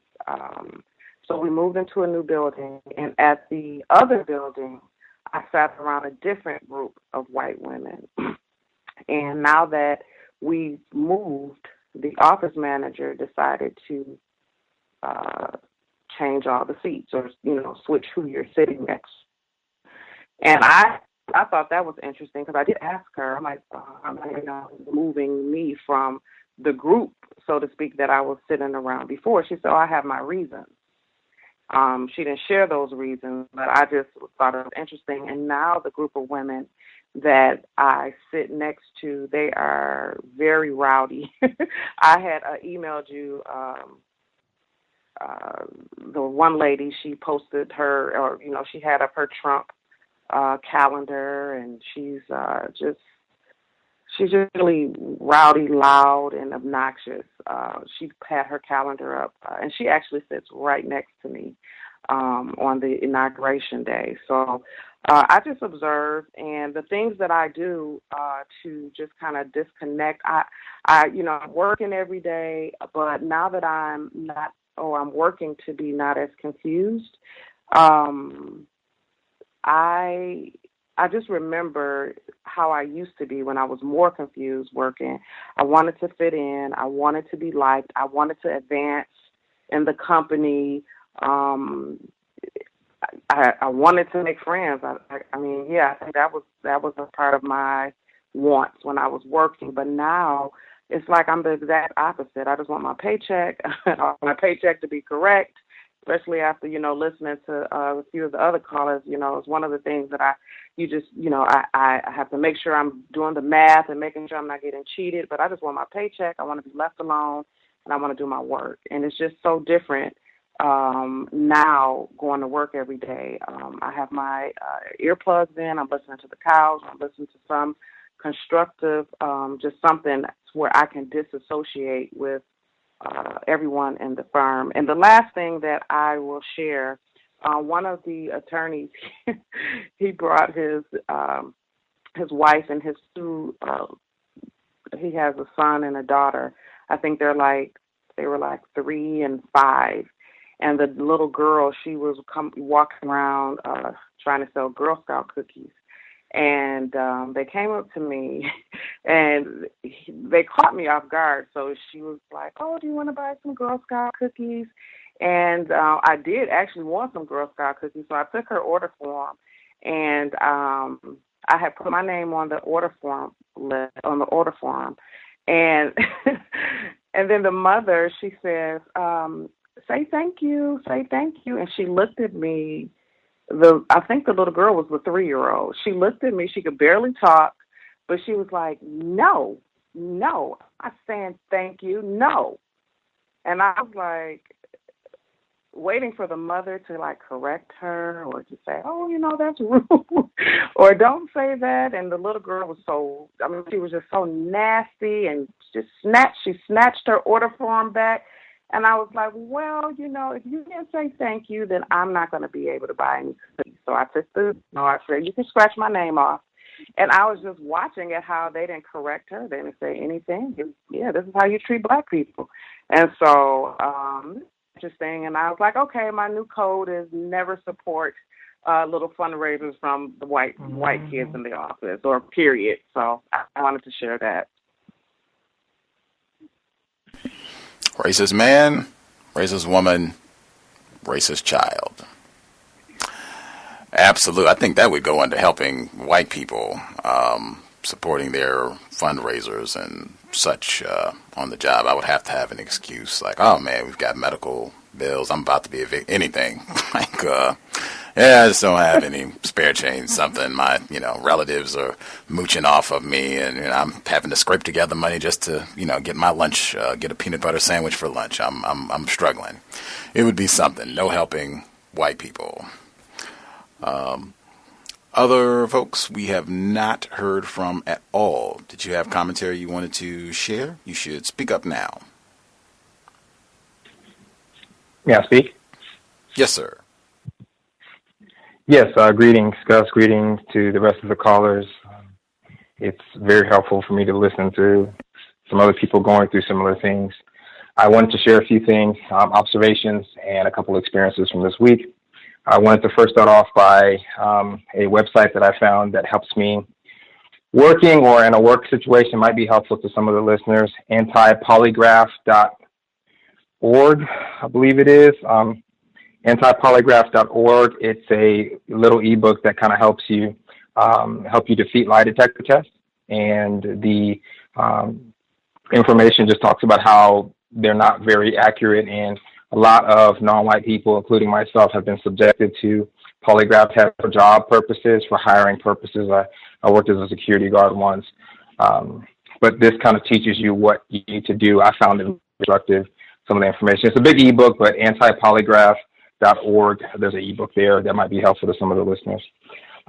This week, typical behavior. I have noticed something about the hardware store. I frequent different hardware stores and parts supply houses around the city, and I can understand, I think I finally understand what I believe Dr. Cambon said. He ran into a white male who looked at him one time, and the look just kind of transmitted that he wants to kill him. And I believe another caller said body language is very important, but I receive that look quite often while I'm at supply houses. Interestingly enough, mostly white males, they would look at me. I don't lower my head when I walk past white men, white women, white children. I don't give them the space. I walk straight. I don't slouch. I clearly let them know that at this particular moment I'm not going to cede. And I get a lot of looks, particularly because I drive a truck, and they're wondering, where's my handler, essentially? Where's my coworker? Where's my handler? But they just see one black person. Of course, maybe his hair as well, but I don't give them impression. But I have been noticing the looks have increased, and they're pretty stark. I don't know what that means as far as the big picture. Besides, these people are obviously white supremacists, are practicing racism, even in their looks at people, attempting to harm non-white people, specifically black in this instance. But that's something that I've noticed, the hostility, just from the look that people have given me. I did want to say for the young brothers in the brother who was in the hostile work environment on the boat, my sympathies as well. Being stuck on a boat with white people is terrifying for me. I'm in their homes, and it's extremely terrifying. Speaking of a hostile environment, and I think all non-white people should think about that when they're around white people, that at any moment in time, they could literally physically inflict harm, or, of course, they just love doing their tacky mental destructive. But I had a particular instance this past week. It was actually today. There's a client of mine who has me come and do work around his home. He works from home. He's a white male, what most people would describe as a hippie. He's probably 60, 60 or so years old. He has very long hair. The place he lives in is a wreck, has things, trinkets all over the place. I've been to work at his home before. I might have shared before. He scared me once with a fake snake skin in his basement. I believe he was trying to scare me with a big snake skin that was down there. And I, of course, was afraid because I thought there was a snake that was loose in the basement. But this time I went to do some work for him, finish up some plumbing. And I walked into the house, and the first thing I noticed was a pistol sitting next to he was sitting at the computer, and he was about 12 feet, maybe about 10 o'clock. There was a pistol sitting there right next to the computer desk. Now, I'm going to assume, because with racist man, racist woman, racist child, they're always practicing their trade, plying their trade. Why would he have a pistol near his hand? When I walk in the door, usually I'm aware if I have a pistol near. I believe that I walked in, real slow. I just, did my thing. I didn't blink. I didn't flinch or anything. He later put a piece of paper over it. And it kind of reminded me again, I'm in someone's house. I mean, this guy could literally run up on me any moment. It's quite sad that we have to think that way, but living under the system, he of course acts very quote unquote cordial. There's typical tacky behavior, nothing necessarily terroristic. He attempts to be nice with me in some instances. I believe it's deceptive. But yeah, that was something that I noticed, that he did have that out, and there were several knives laying throughout the house. So I kept my guard up the whole time. I'm thinking like, okay, if he runs up on me, I'll pull off to the side, and because you never know. That being said, again, this happened on Tuesday. I went to do some more plumbing work at a house, and I was alone with the client's son, young white male. He was at home. He was laying on the couch watching movies. He's without a job. I just want to say, as a side note, for all of the brothers and sisters who may be struggling and might not have employment at this moment, do not despair. There are also white people in the system who do not have employment, and they are really good at truly being lazy, not just not able to find work because of racist man, but they're truly lazy individuals. This was one of them. I would almost use the uncodified term, he ain't kind of person, but he was laying on the couch while I came into the house, and he had like a throw all the way up his body. Now, I'm not sure what his hands were doing, but I was suspicious of this cat from the very get-go. I believe a couple of weeks ago I shared that he was very short with me when I walked in the house. He's probably in his late 20s, and he has a child somewhere with some wench, and he lives with his mom. I don't really care too much, but he was at home alone, and I was there with him. Of course, this is the trailer park community, so I know when I go out to my truck, everybody is looking at me, wondering how did they let this nigger in the park into camp. I do some work, but I never really understand. I really don't know where his hands are. To me, it looked like he was under the influence when he did speak to me of either some type of narcotic or possibly he was drunk. I don't know what his hands was doing. I don't want to think. At the same time, when I'm doing work in his mother's bedroom, which is an extremely dirty place, I was extremely appalled. I'm never shocked, but very appalled at the filthiness of whites. I see it often on a daily basis. And I was very aware, where he was attempting to, in case he bum rushed me in the room, protect myself. Assuming, I've gotten to the point learning a little bit more about racism, being a little less confused, assuming these people are trying to do me harm. And my last instance would be a sharing of a brief story of what happened to me with a company doing business with in Florida, very similar to the other callers who've had problems with money. I think that's very important that we continue to talk about how trifling racists are with non-white people's money and how they like to play games almost like a rabbit and a toy, or a cat and a little toy. A payment of $1,000 over 2 months due. I was called 3 times last week, calling them back and forth. Where's my money? I'm just not going to forget about $1,000. That's just not going to happen. And I can't do that, right? So they have this new lady in payroll. She sounds like she, a white woman, possibly from part of the world known as Eastern Europe, maybe has a thick accent, and acting as if she doesn't know a lot. Again, white women feigning to be ignorant on any level, to me, is unacceptable. She acts as if she doesn't know what's happening, and over several phone calls, finally locates, okay, this is what happened, we're going to cut the check. She did not understand when I said I need a tracking number, tried to play that with me.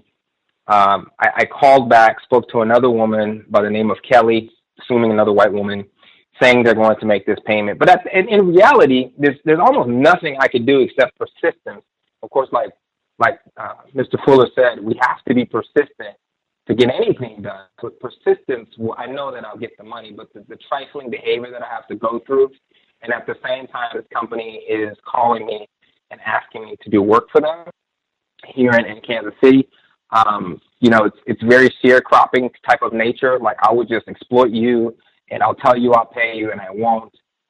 So even for the people who are employed and have an employer and have that type of relationship, do not think being self-employed, you are exempt from the system and all of a sudden you've gained some type of new freedom. You will have to deal with the same constraints because your skin color will not change, although your employment status may. I will take my call offline and maybe comment later. Thank you. For sure. Very important. Always appreciate hearing from black entrepreneurs. We heard from Triumph 3000 a few weeks back. Black female who works for herself, and I definitely appreciate what she shared about, if you have your own like side gig, as they call it, where you can work for yourself and make some income, even if you still do have a job where you're working directly for whites, that can give you a little bit of increased freedom, where you are not solely dependent on that one stream of income when whites begin acting tacky and terroristic. But just as the last caller stated, do not think for a second that just because you are a black entrepreneur that you're not going to have to deal with racism, white supremacy, because that is not the case, and you will be in for a rude awakening at some point. I think if you're going to be going into race soldiers' houses, you definitely need to have a code, because you never know what you could find going into that trap. I mean, it could be a gun, alcohol, animal, naked white woman, all of the above.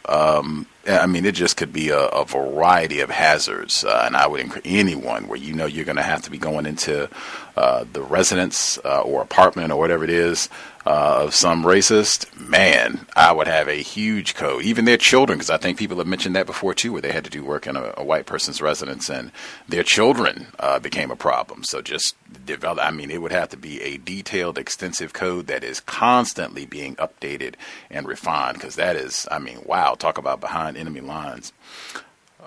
Anybody we have not heard from at all going into our final hour, so please do not, wait till the last absolute minute if you have commentary. Go ahead, get your hand up. Anyone who has a hand up on the line that we have not heard from at all, you should speak up right now. May I be heard? Yes, ma'am. Okay. Hello to you, Gus, and to the other callers and listeners. Just want to give some observations. I think about a month ago, probably been about 3 or 4 Thursdays ago, your program dealt with a lot of temporary work. And I remember, I think somebody had wrote in and she talked about being in the company, and I think she said like credit and collections, they hired right off the street, and those departments were full of white people. And I think she was in customer service, and you had to go through a temporary agency, to get that job. And she just talked about the stuff that was going on. I think she said she ended up leaving the job. So I just want to give this observation. I was a tip worker, and really up until the 6th of this month, which is the first Friday of this month. And so I started off with it was an insurance company. And I started there 4 years ago. Well, wait a minute. Yeah, 5 years ago now. Well, 4 years, almost 5 years. And so when that first assignment was over with, it was around Christmas time, the new year came and they called me back. So I went and I worked in another department. And then I stayed with that department for quite some time, and then they moved me down to another department because that department that I was in previously, they were cutting back. It was the accounting department, and they went from something like 40 people to, I think, maybe about like anywhere between 10 and 15. And it was, they had about 5 or 6 blacks up there, and I think just about all the blacks let go when they, they went through this, went through this, whatever they're doing, because some of those jobs were going offshore. So they sent me to another department, and so I worked down there. And then in 2015, I think it was around the month of December, work was over with, so the job was over with. So December 2014. So in January 2015, they called me back. So, I was working there, and so it was a year, almost 2 years to the day run, So now I'm unemployed, and I'm looking for something and what have you. And I will say this: I am a woman of a certain age. I'm not a younger woman, shall we say that? So today I was at a mini job fair, just for work, and it was to help older people, and so I was just thinking about this temp job that I was at, and in the course of working at this job, I applied for jobs, and they, wouldn't get hired. I was in one department, and I was hired first because I was there. When they train new people, you know how you come out on the floor, and then if people have questions, I could answer their questions and stuff. And so, and I ain't think nothing about it. Just working my job. Hey, you got a question? You ask the question. I'll answer the question, help you figure it out, and we go on. And so then they created another department. They created a whole new department. Just about everybody that I worked with got hired into the company. And they threw up this assessment. So you had to take this assessment. So I took the assessment, and they told me I failed the assessment. So I told the friend, I don't believe I failed the assessment. I think that, when it comes to workplace, things that you can do, we know in this country, when it comes to these tests and things, blacks have a hard time with them because a lot of them are racially biased or what have you.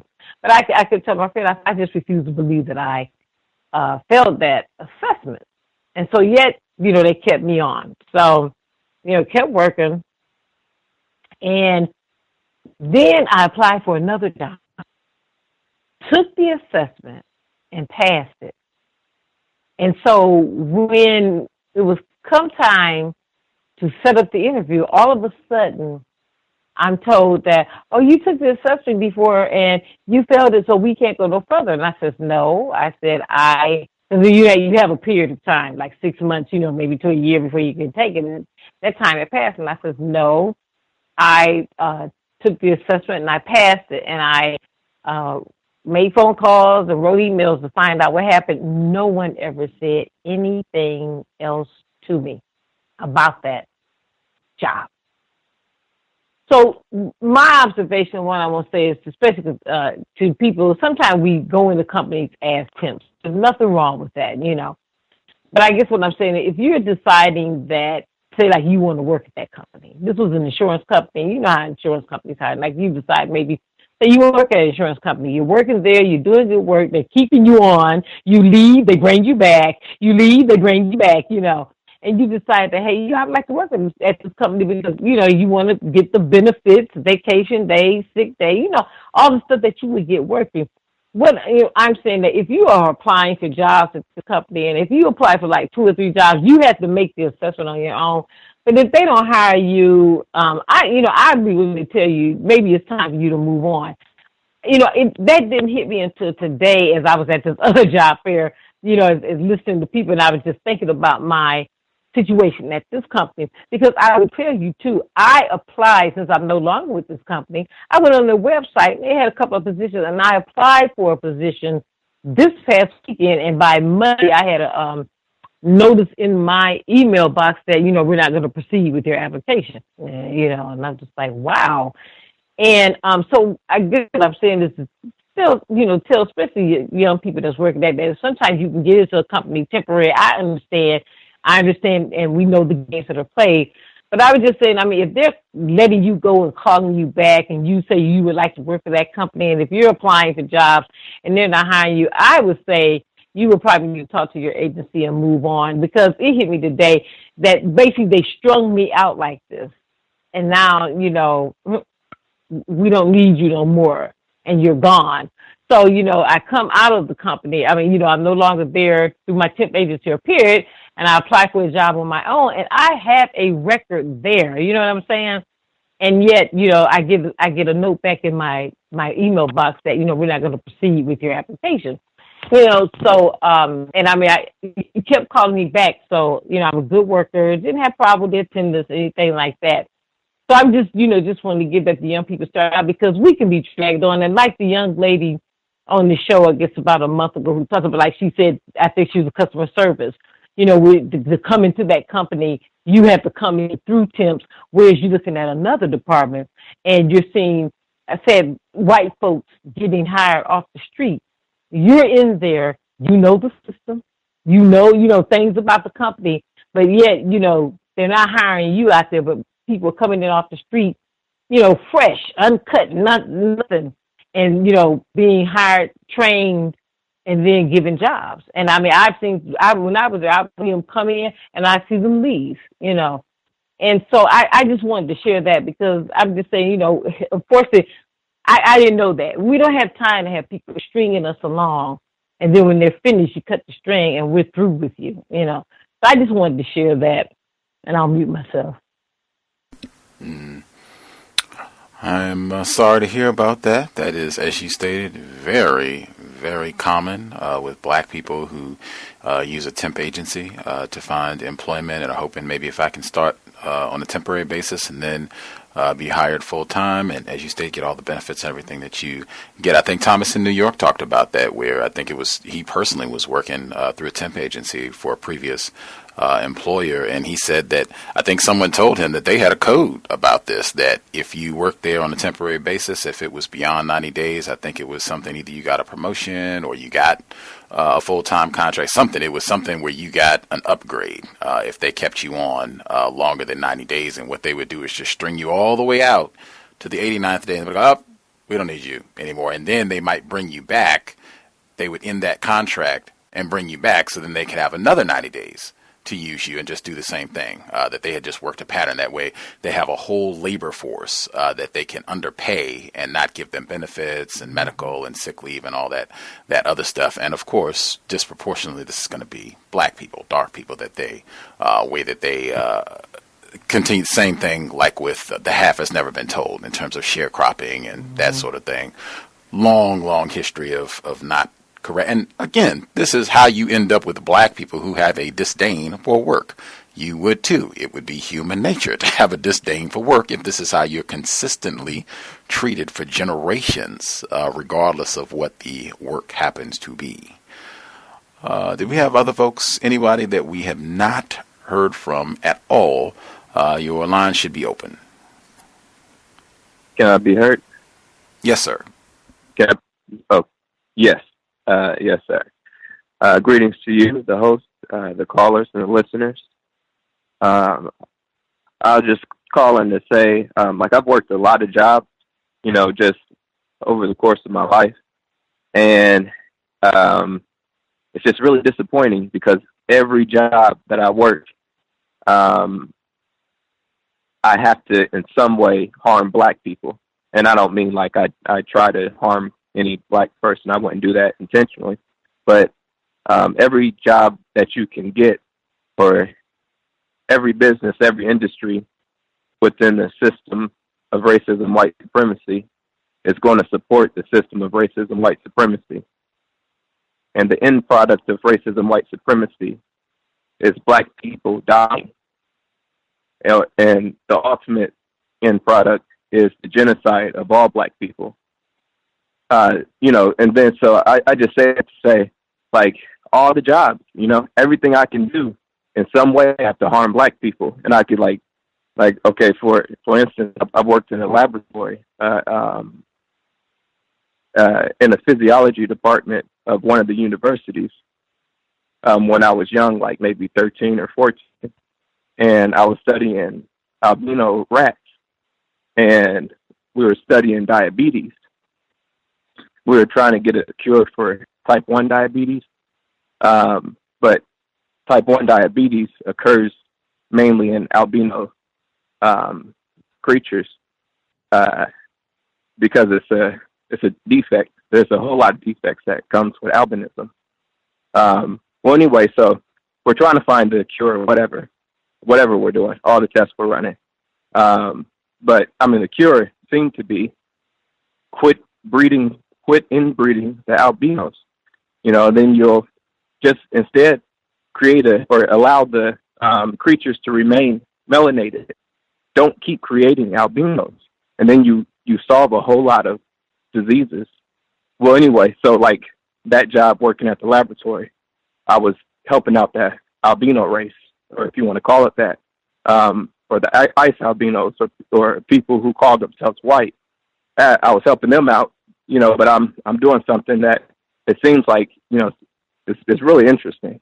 The work I was doing. Another work I was doing is in real estate. But in real estate, I help people buy houses. I help black people buy houses. But then none of these properties are worth the value, in my strong opinion, or worth the cost. I mean, the houses in my city, they're all 100 years old. In the black area of town, a good portion of it has mold. It's all in the flood zone. It's all in the valley. It's not worth the dollar amount. And then just the way, if you actually like study how real estate works and how you can take one piece of property or so many acres of land, and then you can subdivide it, and then like the way they do the pricing, it's just so crazy. You'll never be able to catch up in this game. So I would be harming black people every time I help them get a house. I can't figure out how to do it without harming the people. I can't figure it out. I've played at many mega churches, black mega churches, and I had to stop. I would stop, and then I would go back because I get hungry, But I had to stop because like I'm really damaging my people, sending them to Jesus, or however, maybe that's a metaphor how I said it, but it's damaging. Everything that you do with the system is going to help the system. Millie Fuller says that. Another person that the young people can look forward to study, Dr. Francis Welsing, of course, Dr. Kamal Kambai, who I've heard a number of people mention him tonight. He says that this is an international prison, or no, he says it's an international plantation. Nellie Fuller says this is a global prison, or even a universal prison.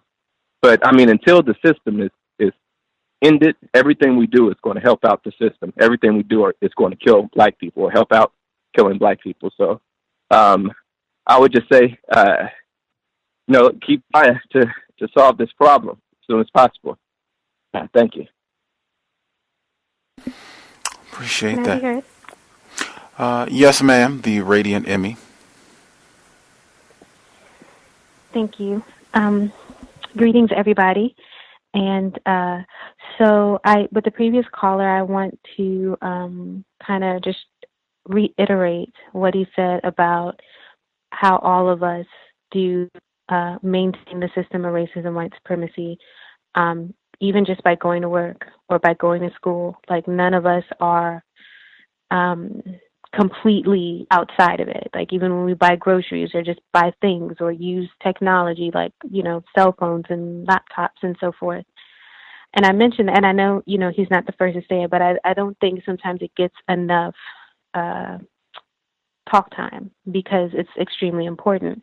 And I say this to segue into a workplace racism situation that is not my own. So I was talking with a young gentleman, and he does like construction work. And I shared with him every time we had articles or news clips about the discrimination that these type of pool labor environments use. I'm not sure, like ready labor, I think that's the term. There it is. And, how they'll choose Mexican workers or Latino workers, or pretty much say they don't want black workers and so forth like that. And as a way to further illuminate and clarify racism, white supremacy, because it was something that he himself would talk about without having, a whole lot of clarity around it. So I try to be well-versed enough in different things, like how racism looks to different people, so that I can be more effective in having the conversation about racism the way that we talk about it, to kind of bring them in. So I try this way. So he tells me this, he's been telling me this story about this older black gentleman. He does something with a power drill, and like drilling into the ground. So it's real hard and heavy work and stuff like that. And this older black gentleman is not pulling his weight. So he's, and I'm constantly saying, I understand the frustration, but it's not his fault. And perhaps the way that because he's saying he's making this man his money. I disagree, but I could be totally incorrect, which I say every time. And so it blew up, and, called me and was like, I think I got this man fired. And I was just like, I immediately went to the part in the code where Mr. Fuller talks about don't do anything that is going to take gainful employment, and I'm paraphrasing, away from anyone, including whites. And about the white people, that's me, but especially when it comes to other non-white people, specifically black people, he says, don't do that. And, so I was like, man, this is bad. So now he goes into the story, because I knew it was working up to that, and I kept trying to prevent that from happening. But when we're so frustrated by our own condition, wherever we are, him being in this hard labor construction thing that's like temporary, and he's unable to make certain moves or whatever, that frustration is going to come out at whoever non-white, specifically black, is closest, who is just going to catch it. Like, I don't, we must have, systems in our brain that lead us to believe this person we should just be attacking for whatever reason, whether it's a personal friend or a coworker or whatever, but they're going to catch our hate and our frustration. So this older black man is catching. So he says this whole story about how this white man who, this is like the overseer, and this word will come back up again. And then there's like an older black man who who would be like the black overseer underneath the white overseer. And then my friend and the older black gentleman they're supposed to be digging his hole. I think that's what they're doing. They're digging a hole. And he kept saying, I'm making this man his money. I'm making this man his money. And da-da-da-da. So I went to the other dude and I told him how, what I'm saying, he just needed to get somebody, because I ain't trying to be working and making this man. So moving on. I tried very hard, and I failed, ultimately. I will get to the point. I failed. It was already done. Number one, I failed in preventing the situation from happening. Not that I have any control over someone else, but I was trying to illuminate how that is a system, how that is a function of the system of racism, white supremacy, to produce this type of conflict between non-white, specifically black people, particularly in a work environment. But it didn't come across. And that maneuver, like I tried to say, this is the same as a plantation. Like, if you could step back from it, you have your white overseer, the black overseer, who's not really an overseer, but, just like he keeps the black people in check. And you pretty much just snitched on, this guy. And for what? It's not like you're going to get a raise. Like, and even if you did, was it worth it? Because he was saying how he was making his money. I said, like, logic, that doesn't make sense. Like, if now you're the only person digging a hole, are they going to give you his money too? Otherwise, I could understand the argument. But anyway, so I'm just letting y'all know I failed, because it turned into like this whole thing. And I tried to avoid it because I'm getting tired. And I'm too young to get this tired. But of talking about it with people who I know are not receptive. And I just have to break. Like, there's nothing I can do, I can't force people to see that which they don't want to see. And because he told me the story, and I said, interesting. Like, I'm so new to code, like, I break it because I still can become emotional. And he was like, and me, tell me what you think. And I was just like, it's interesting. You told me your story. I'm asking you what you think. Or any other time you want to talk a whole lot, why, And I was like, it's interesting. Like, you did what you did. It's done. It's whatever. And he asked me again. I was like, all right, look, fine. You know what I'm saying? You're no different than anybody else. You see what I'm saying? And I'm no different than anybody else. We are all sitting here maintaining the system of racism and white supremacy, but if you're not looking at it, then you don't understand it. So moving on from that, that was an epic fail, and that was today. So it drained my energy earlier. Let me see. I have the next thing I wanted to talk about was the albino thing. The person that spoke before me, just it's, you know, in school, white people, and this is like a total Welsing moment. Like, I wish I could just like chime in with y'all real quick and be like, yo, this is a total Welsing moment, and y'all can see it. Because it's like in the textbooks, in the examples, like everything, they're always talking about albino things. And they happen to know how many albino whatever exist in the planet at whatever time. Like, I mean, I know that there's only 152 albino alligators right now on the face of the planet. And I know the white rhino is almost extinct. Wait a minute. Like, so many things to, you know, white people study everything, but they are really on this albino thing, which only goes to further prove what racism is, as we define it here on the show, and as Dr. Welsing has defined it as well. An extreme concern about preserving quote-unquote white at any means necessary, by any means necessary. Destroy everything if it means white, whatever it is, can live. So, but, you know, I've been running across, and I giggle every time. No one knows why, but I giggle all the time. And then about these white women. So there's two. I did work as a concierge of the property management company in Washington, D.C. I left that job, and I'm in school, but I still have to work, and I'm contracted. So I wanted to move into the weekend situation, like overnight. I remember explaining this just Synopsis. So this should have been a very smooth, easy process, no big deal. Like, we have tons of weekend positions. All of a sudden, there are no weekend positions. And I shared with you all that the white woman who knows all of this and controls all this information pretty much stole my job, which is how I ended up being a concierge for almost 2.5 years. Anyway, so, well, hold on. Let me rephrase. She didn't steal my job because it's not my job. But, you know, if you understand what I'm saying, I was supposed to be doing what she's doing, and because she's white, she got it, period. So anyway, she knows this, I know this, so it's whatever. And so I'm emailing, because I do everything in email. You know, weekend position, we have the location, when can I go out there to do the little training, whoop-de-whoop, all this whole thing. I mean, time has gone by, and it's fascinating the level of professionalism that we are expected to exude in contrast to what white people are expected to do. Now, I don't know of any situation where you can write an email that doesn't get responded to 2 weeks later. And it's like, oh, well, I didn't get to talk to such and such. You respond to that email immediately. Like, that's standard. Well, I haven't been able to reach this person, but I will get in contact with you when I do. That's how you do that professionally. I think that's like a standard code in professionalism. Anyway, she doesn't do that. So I, again, and with the persistence, I'm going to keep following up because I still have to do what I have to do.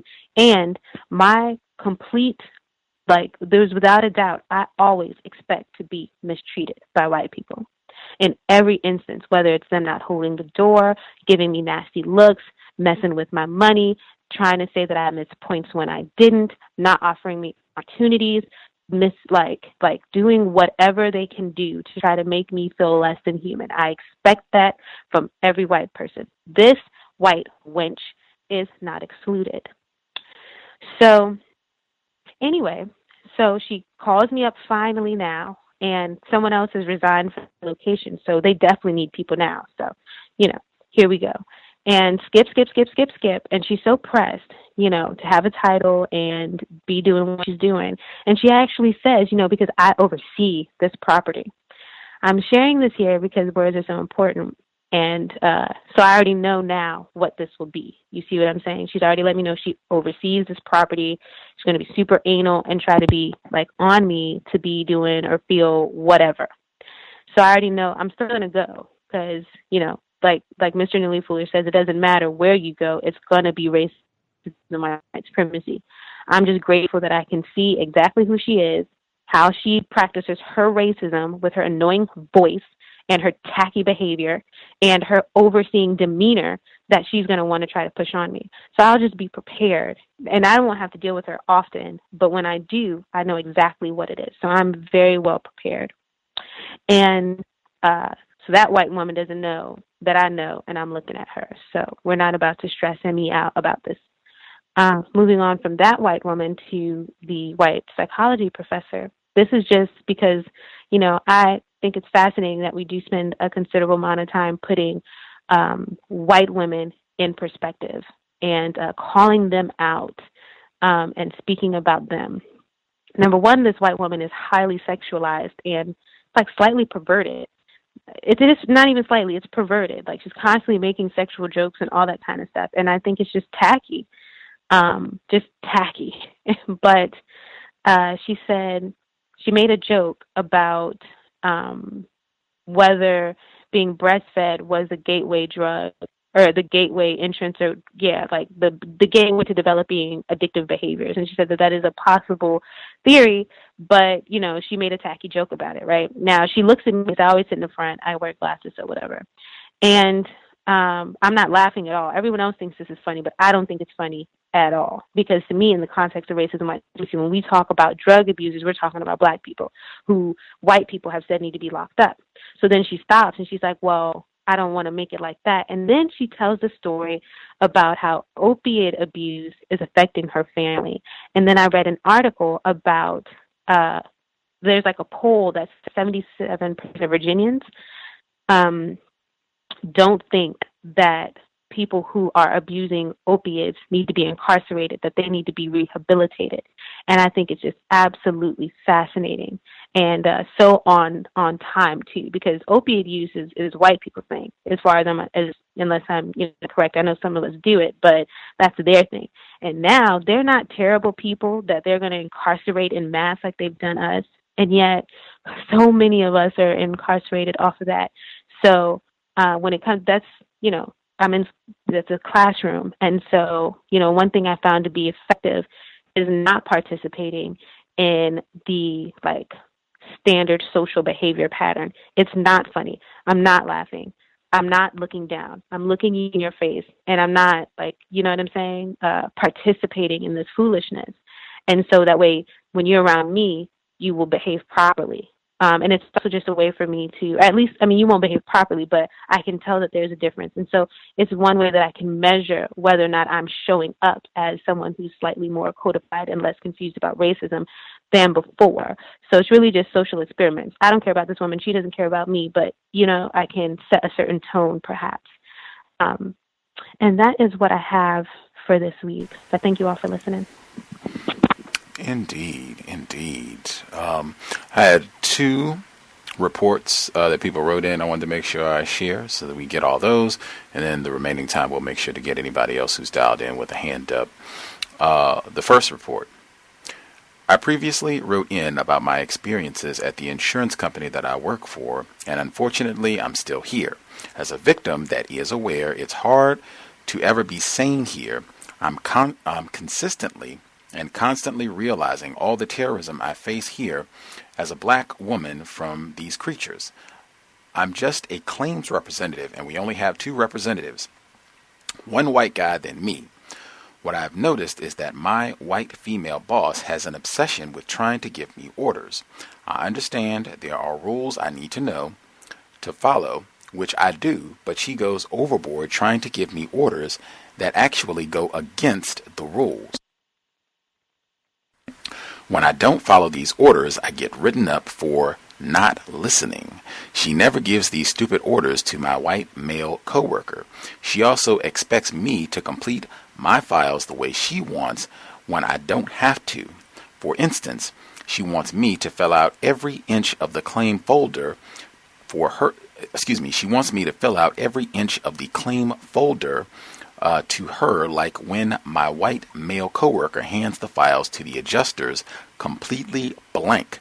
They only care about the paperwork. Now, when I hand in my folder, she reviews it and then tries to reprimand me for skipping a question that is optional. Concerning the folders, I get folders to work on from all adjusters, while my coworker only gets folders from one adjuster. My workload is triple his, as I get at least 50 folders to work on at the start of my shift and throughout the day. The folders don't stop coming in. Anyhow, I generally finish my folders by the end of the work shift, and my manager has the nerve to question me about it. Yesterday, she was surprised I was able to do so much work. Her actual words. She then goes ahead and tells me she needs to review them for mistakes, which is completely unnecessary. My company has 2 locations, and the other location is very white. Well, they have managed to track me down and blame me for stuff that's impossible for me to do. I never interacted with these people, never talked to them. Our paths never cross. I have seen them once, and that was at the company party I attended 2 weeks after I got hired. I just find it interesting that they managed to blame me for things they couldn't complete, although I never interact with these people, and my manager actually believes them. I know you mentioned that white people treat black people like children, and I think the reason for this is that they are trying to maintain control and are scared if you grow up and learn the truth. I'm being treated like a child here. Now I speak the black male supervisor higher than her about this, and he just makes jokes. I mean, that's all he does. My orders. Let's see. My white female boss seems to have a problem with the fact that I don't listen to her stupid orders. One thing I notice, I'm not sure if other black corporate workers notice this, but when I take paid time off or a day off, my white male coworker will take his days off prior to mine, and when I come back, it seems that he takes it personally when I take PTO.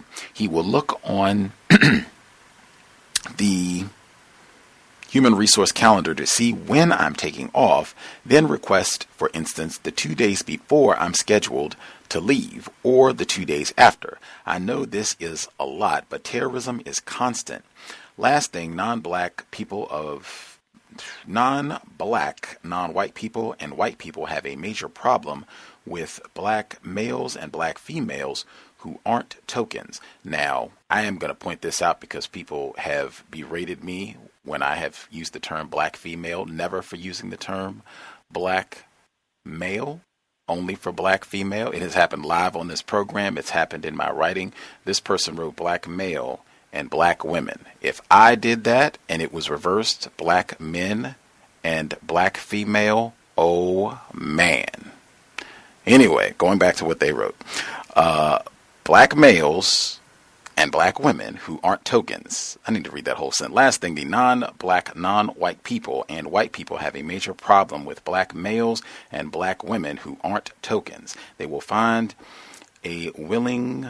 Yeah, I don't do the name calling. I can't even finish this because, I don't do name calling on the program. It had to be a different term to describe what you're talking about because I just do not do name calling. I have concluded that is one thing that would help a lot in minimizing anti-blackness and conflict with other black people, not name calling black people for any reason. That would be maximum demonstration of black self-respect. Last report. This is a black male. I'm an African-American male who works for a large bank and have recently encountered bias and racism on the job.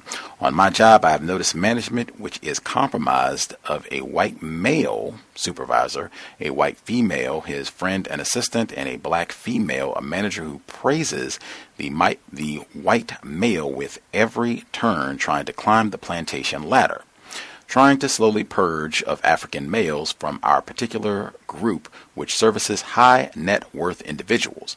One African-American male, left because he heard word of his possible firing, and 3 others were fired due to performance issues. I am unfortunately their next target, mainly targeted by the white male who tries to play it off like he is this Mr. Nice Guy and down with black people, but I have noticed a strange phenomena that consists of him only communicating and trying to build rapport with black females, other white men, and international employees, but never black males, who he always seems to have a problem with, evidenced by his firing of black males who have all been regarded by others as good, reliable workers. As of late, he has sent his henchmen, the white female and black female, to do his dirty work to try to annoy me with little things such as aggressive Micromanaging sounds like the last person who wrote in.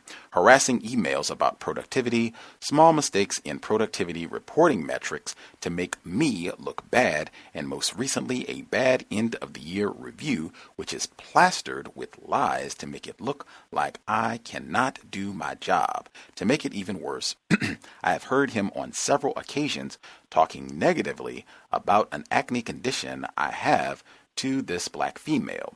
Most recently, I have brought my complaints to HR, who at first did not take it seriously until I mentioned that I am friends with one of the business partners that we service.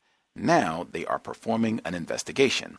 My question is, have you, Gus, or anyone else noticed this type of behavior on a job they have had in the past or even now, and what did you do to survive this type of work environment? I would say, number one, if it's the small gripes, I guess it depends on what you're talking about. If it's the firing, I guess that would, if we're going in priorities. If it's the firing, Mr. Fuller has said previously, that is the system of white supremacy. If they want to fire you, any of us, if they want to fire us, they'll just do it. There's nothing you can do to stop them. So, keeping that in mind, I would just try to make sure that you do not make it easy for them to terminate you, and getting things done, being on time, just little things that you can control. And it's been my experience on many jobs, they at least will tell you, even if they don't stick to it, but they at least will say that you should get notification. If you're going to be terminated, if there are issues with your performance, you can check in about that. Are there any things that I can improve on? Anything that, I should be aware of to make sure that, hey, I'm in line and contributing to the best of my ability to what we're doing here at our illustrious organization? You could just ask that sort of thing. But if you're coming in on time and you're doing good work and they're just, trying to nitpick to find something, I would take care of my mental health. I would keep my resume updated to see if there are better options available, even though you're still going to be going to work with racists. I would prepare for this sort of terrorist behavior. And what I mean by that is really just getting that in mind. I think what Mr. Fuller said in the audio at the beginning of the program today, where he said, we should not, any of us, we should not be in the mindset of, I'm on this job and I'm making a lot of money, or I'm doing well and, this is great. I'm going to have a long, lofty career, or I'm a success. I made it. I'm somebody. No. System of white supremacy, we're still niggers. Learn as much as you can, make as much money as you can, try to keep that job as long as you can. But, just have that in mind that, hey, I already understand the environment that I'm in. They can use other victims of racism to harass and, talk down to me or do whatever it is that racists want done on the plantation. But just understanding that that's the environment that you are in, managing your emotions and asking questions. If it's them coming to you with your year-end review, I have questions about this. I would like a review and just have questions that you want to ask. If they have a problem with something that you're doing or suggesting that what you're doing is not in compliance with policy, thinking of questions, I'd review that policy and procedure manual as well. These are just some of the things that can help you on the job. I would recommend not referring to anything that is happening to you as a quote-unquote complaint. I think that's very common. I would report it. Either this is a problem or this could be a violation. I would use different language to suggest. I would not use language that suggests that this is a complaint or a gripe. I think consistently they will take that sort of language as this is not something that's serious. This is not, important business that we need to address. This is just a little child's tantrum or what have you. And your feelings that's kind of the way that they deal with those issues. So just to try to undercut that with our own use of words. We'll check in other folks that we have not heard from, and then if folks have commentary. But I think the other question, the second person that wrote in said, does this sound familiar? Other people going through this? I think the obvious question just from today's program would be absolutely. Any people we have not heard from at all have commentary? Can I be heard? Yes, sir. Greetings, 2812 in Virginia. Mortgage banker. Give a quick update on a couple things. I was teaching a class on renovation loans today. Had about was a good class, about 15 people. But typically, so I don't get lost, I try to get to everywhere I have to go an hour early, just in case, you have any technical difficulties in getting everything set up. And so I go up the elevator, and I walk in, and there's a white male, probably 25, 26, might have been 30, but a young white male. And I walk up the steps, and I just say, I get off the elevator, and I say, good morning. I'm here to, I said, I'm Aaron. I was about to say my name, but I'm such and such, and I'm here to teach the class. And he looked at me and said, you're teaching the class? And I just stared at him, and I said, yes. Go ahead and check the paper.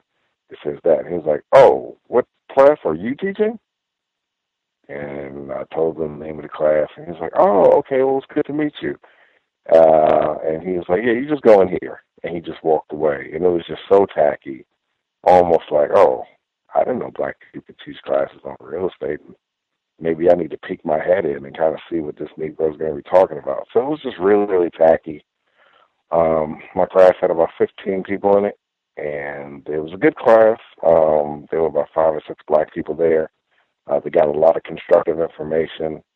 Sometimes during the class, I can even get a little, try to throw in some things specifically to where I can talk about things like people being moved or gentrification in a very codified way. One lady at the end of the class, and I'm learning to be careful, specifically because what I'm noticing is that even when I'm teaching classes or like around my kids or at their sporting events or just in general, in this area of Virginia that I'm in, there are a lot of black people that have white partners. And what I'm noticing is it changes the whole tone of the conversation. I try to do as much as possible to try to help people, but sometimes I have to almost investigate a little bit because you don't want to cause any more problems. But with this young lady, she was really, we had a great conversation, and actually I've been listening to the old broadcast for the Warmth of the Other Suns when I'm at work. That's literally all I do because I have a lot of time to myself in my office, and she was from Chicago, and I had just mentioned a couple things about how I was enjoying the book, and she said, oh, yeah, I have to pick up that book and maybe listen to that broadcast, so that was good. And then the other thing that I want to mention, and I'll be a little transparent because I believe that is really helpful, is that specifically as black males, last year I was doing my taxes. I finished my taxes, and I tripled my income over the last couple of years. I had a good year. It was my best year financially ever with my time being on this book. But that came at the expense of a long time, well, it's been 3-4 years of a lot of non-constructive behavior. To where the other caller was talking about doing things to harm black people at the job. What I've been realizing, listening to the cows and reading, listening to Dr. Welsing and Mr. Fuller, is that how literally a lot of black males that I know growing up in New York City and just in a lot of different urban areas, basically we are trained to harm other non-white people in everything that we do. Whether if you're making money, you're going to go make this money and go harm somebody else through your actions, how you conduct yourself, through your behavior, and none of it is constructive to solve the problem. And about maybe 3 or 4 years ago, I had a real tough time, went through a breakup, divorce, things of that nature, and it was all just based upon non-constructive activity and behavior on my part. And it seems like my change that happened with myself specifically was becoming less confused about racism. Like it was immediate. And now when I make a little extra money or do anything, I'm trying to figure out different ways on how to help black people. And then the other thing that I'm proud of is that, I had a previous relationship, and I was having a conversation with a young lady, and we were just kind of just discussing it, and this is the young lady I'm no longer involved with. But she mentioned 2 things about being stressed at her job, and also she said it was funny because she was like, yeah, well, if I know white people, they're having meetings, and they're not good. And then I said, oh, I don't know if she called in tonight, And after I hung up the phone, I texted her and I said, hey, you might want to listen to this broadcast. And I texted her the broadcast about the books. Can't remember the lady's name, about workplace racism. And Gus was helping her be a little bit unconfused. And then I also texted a copy of the broadcast. And I don't know whether or not the young lady listened to them or not. I'm going to follow up. But she said, thank you.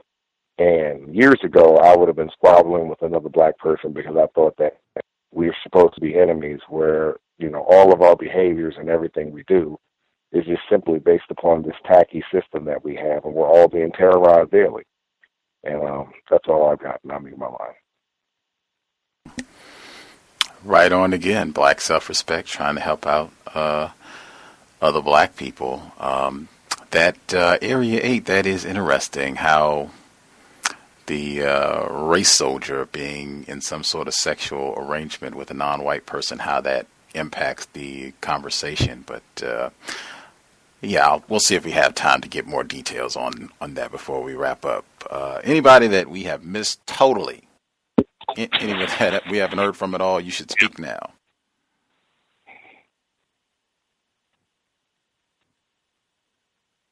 Oh, Good evening, Gus. Okay. Good evening. And everybody.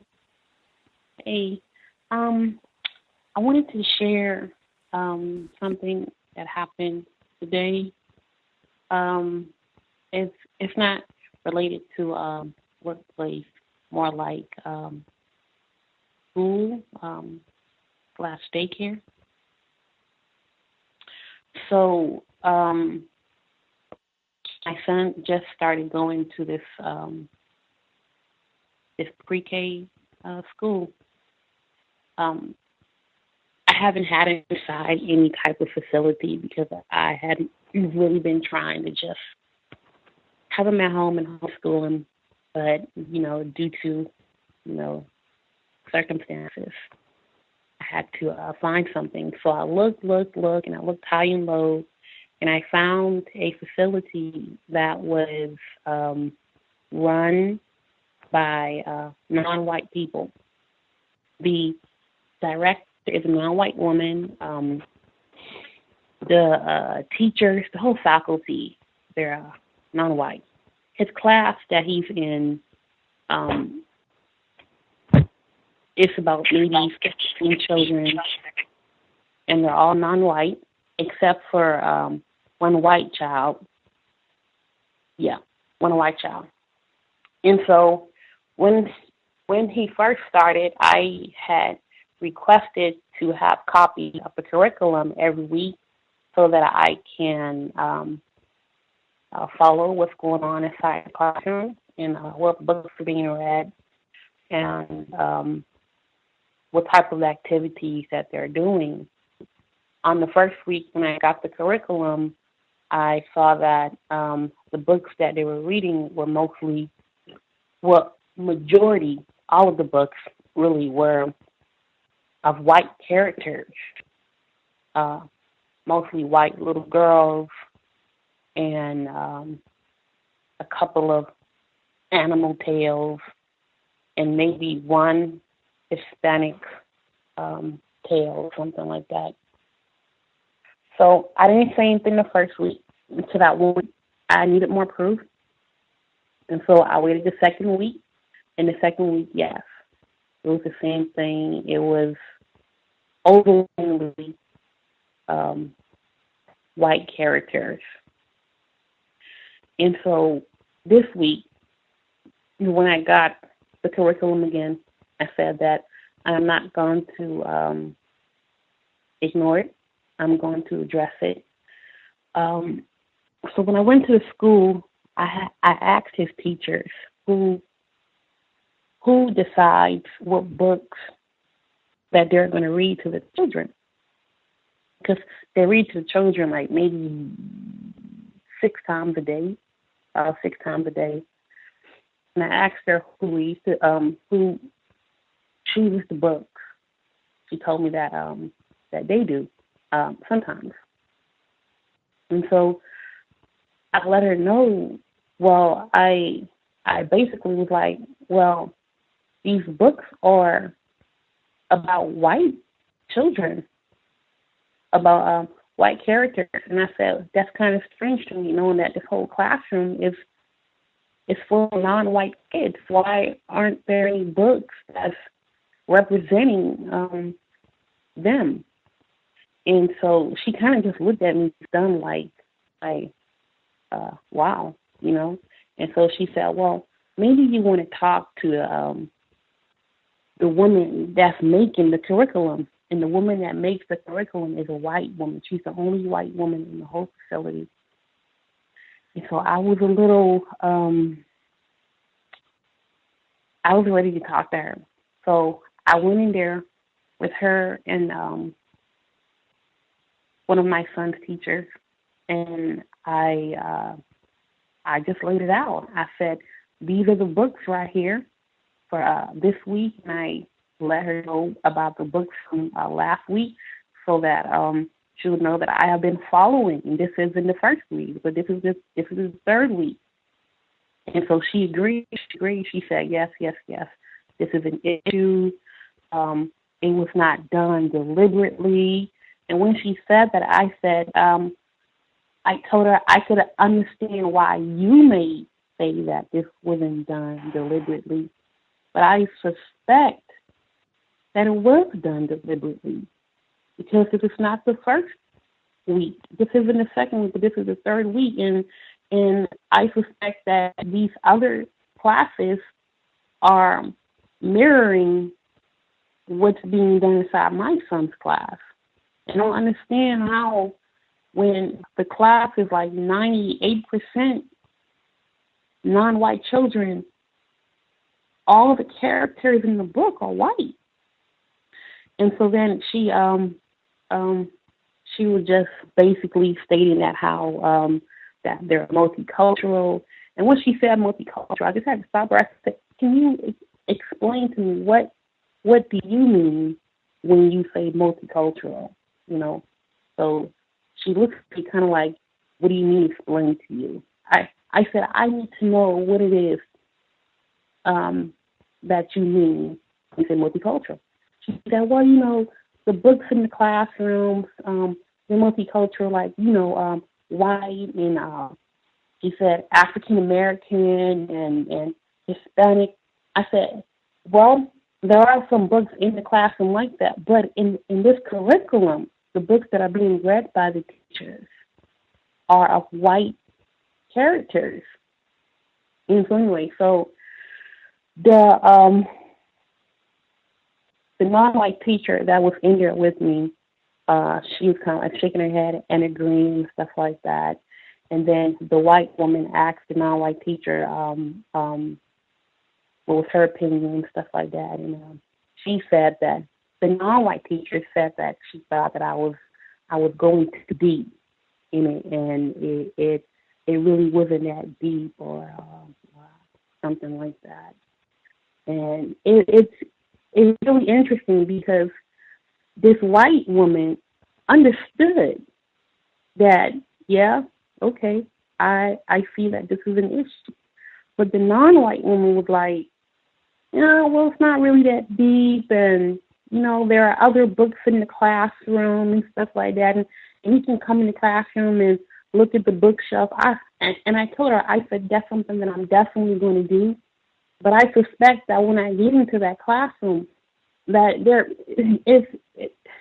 it's probably the ratio of the non-white books compared to the white books is going to be overwhelmingly unbalanced. And that's exactly what it was. It's like I went in there, I looked at the bookshelf, and they were like, and I'm exactly, but there were like maybe 7, right?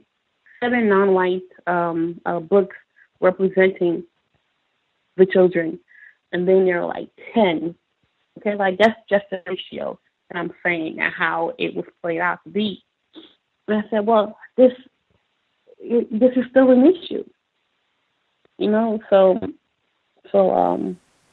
as I left the classroom, I went back in the office and I was speaking to black lady by myself. And then the director who is over the facility. She is a non-white woman. She came in and she sat down and I explained to her again what the issue was, and that I wasn't happy. And they said that if I can write up a list of books that I would like to see on the curriculum, that they will try to do something, that they will incorporate into the curriculum. I want to just stop in right here because we only have about 6 minutes left, and I want to try to make sure we didn't miss anyone completely so that they at least have a few minutes to share. But I am so grateful that you shared that. I just wanted to say quickly, number one, the workplace racism, to have the victim of racism present, and I thought it was the white woman. You don't even have that many white people apparently in this school, students or faculty, but the white woman, the person who makes the curriculum, is white.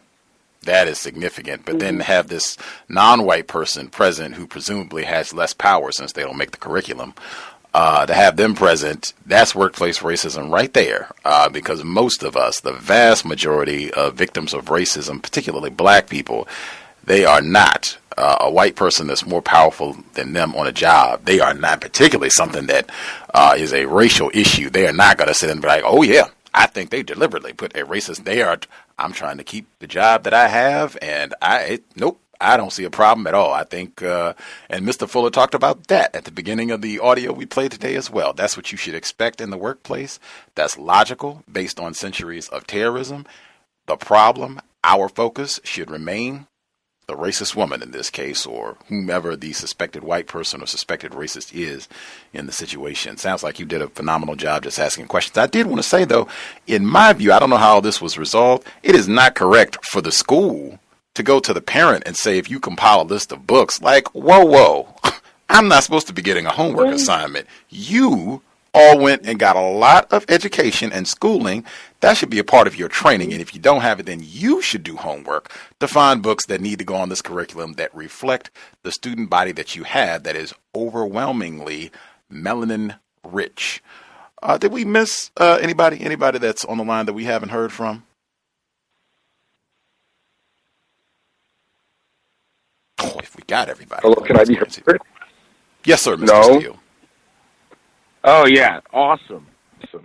Okay, real quick, before we conclude this broadcast, just wanted to say that I was listening to a conversation that a supervisor of mine was having recently, and he revealed that his ideal job would be coaching basketball. And he revealed that he had a history of coaching middle school basketball and freshman level basketball as well.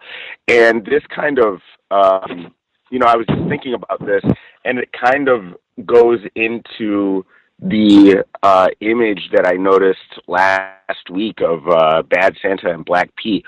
I just keep on getting these snippets of him, I guess, revealing that I think he just likes to lord over black people. And that's kind of how I feel like I'm being managed.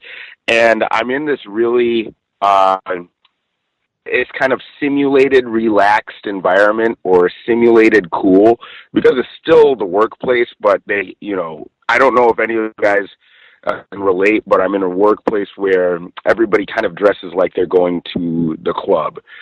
So it's not this environment that's conducive to hard micromanaging and hard management. But despite this, I feel as though I'm being treated this way, or at least as much as he can. And that's just something that I noticed. He just revealed that, yeah, his ideal job would be a basketball coach. And I just think that he just has a real penchant and coaching little kids. So I just think he has a penchant for being in charge of black people that are smaller than him, or or less powerful than him. So that's just something that I've noticed. One thing they have done to improve my quality of work and the amount of work that I'm able to do, and this is something that perhaps some other victims can take this suggestion and apply it to their work. But I basically outsourced some of the more basic tasks that I had to do at my place of work. I basically paid some Indian guys to do some menial data entry tasks that I constantly have to keep up with. So I'm just starting to utilize some of this talent that's available, but I was told about this by some associates of mine that are suspected white supremacists. They basically told me, yeah, you can get a lot of work done in India for really cheap, and this person that I'm using is only charging me $3 an hour to do some very, very tedious data entry. So I'll be reporting on how this is working out for me. But if anybody else wants to try, I believe one website where you can find these people is freelancer.com, and then there's I believe Fiverr.com, and then there is a website called Your Man in India. So basically there are some victims of racism that will definitely do work for very cheap, and if you are able to utilize this, I think that can bring some relief to your time on the plantation, and it can also increase your productivity at work as well. We will pause there. We did our 3 hours. I think we still might have missed a person or two, but I think we got almost everyone. If we missed anyone, my apologies. We will do better for next week. Good to hear more folks, even some new callers that we got to this week. We will be here tomorrow, 8 p.m. Eastern, 5 p.m. Pacific. The Delectable Negro, Vincent Woodard, phenomenal text. Looking forward to it. Thanks to Dr. Curry. Normal time, 8 p.m. Eastern, 5 p.m. Pacific. And as every Saturday, compensatory call-in will be here, 9 p.m. Eastern, 8 p.m. Central, 6 p.m. Pacific. Tune in. In fact, if we missed out on your workplace racism today, feel free. We can always make time for workplace racism this coming Saturday. If you have questions, problems, couldn't find something in the archives, you have a guest suggestion, feel free to drop us an email, untiljustice@gmail.com, untiljustice@gmail.com. Again, cows, we are now at SoundCloud, so this episode will be on SoundCloud as well for people to access the archives. And if folks, if you have free time, are bored, we can add you to the team to help get content, our archives uploaded to SoundCloud as soon as possible. So that'll be another venue where people can access the content, and we might even do some of the live streaming there as well, just to give people another outlet to be able to access the context of white supremacy. That's it. Thanks everyone for tuning in. I hope it was a constructive investment of your Thursday evening. Again, I suggest sobriety would be best under conditions of white supremacy. I think the evidence thus far clearly shows that being under the influence of alcohol, tobacco, cannabis, any other narcotics that race soldiers crank out, that has not helped us solve this problem. And I would submit overwhelmingly the evidence seems to show unequivocally a lot of times us being under the influence, that has led to a lot of problems and enabled racists to continue dominating, terrorizing black people. Sobriety would be best. I think Dr. Welsing, she would want our brain computers operating at maximum efficiency, and I don't think too many of us, if any, can say, oh yeah, I do my best thinking when I'm inebriated. That's it. Creator, we ask that you help us remain patient with other black people, victims of white supremacy. We ask that you help us remain patient with ourselves. Remind us to demonstrate the highest levels of black self-respect at all times, in all places, each and every time we are in contact with another black person. It has been time. Replace white supremacy with justice immediately. Context of White Supremacy signing out. Thanks all for tuning in. Nigga, you so brainwashed. I'm a victim, brother. Problem. You're a victim. Man, I'm a victim of 400 years of conditioning. Shut up. The man has programmed my conditioning. Even my conditioning has been conditioned.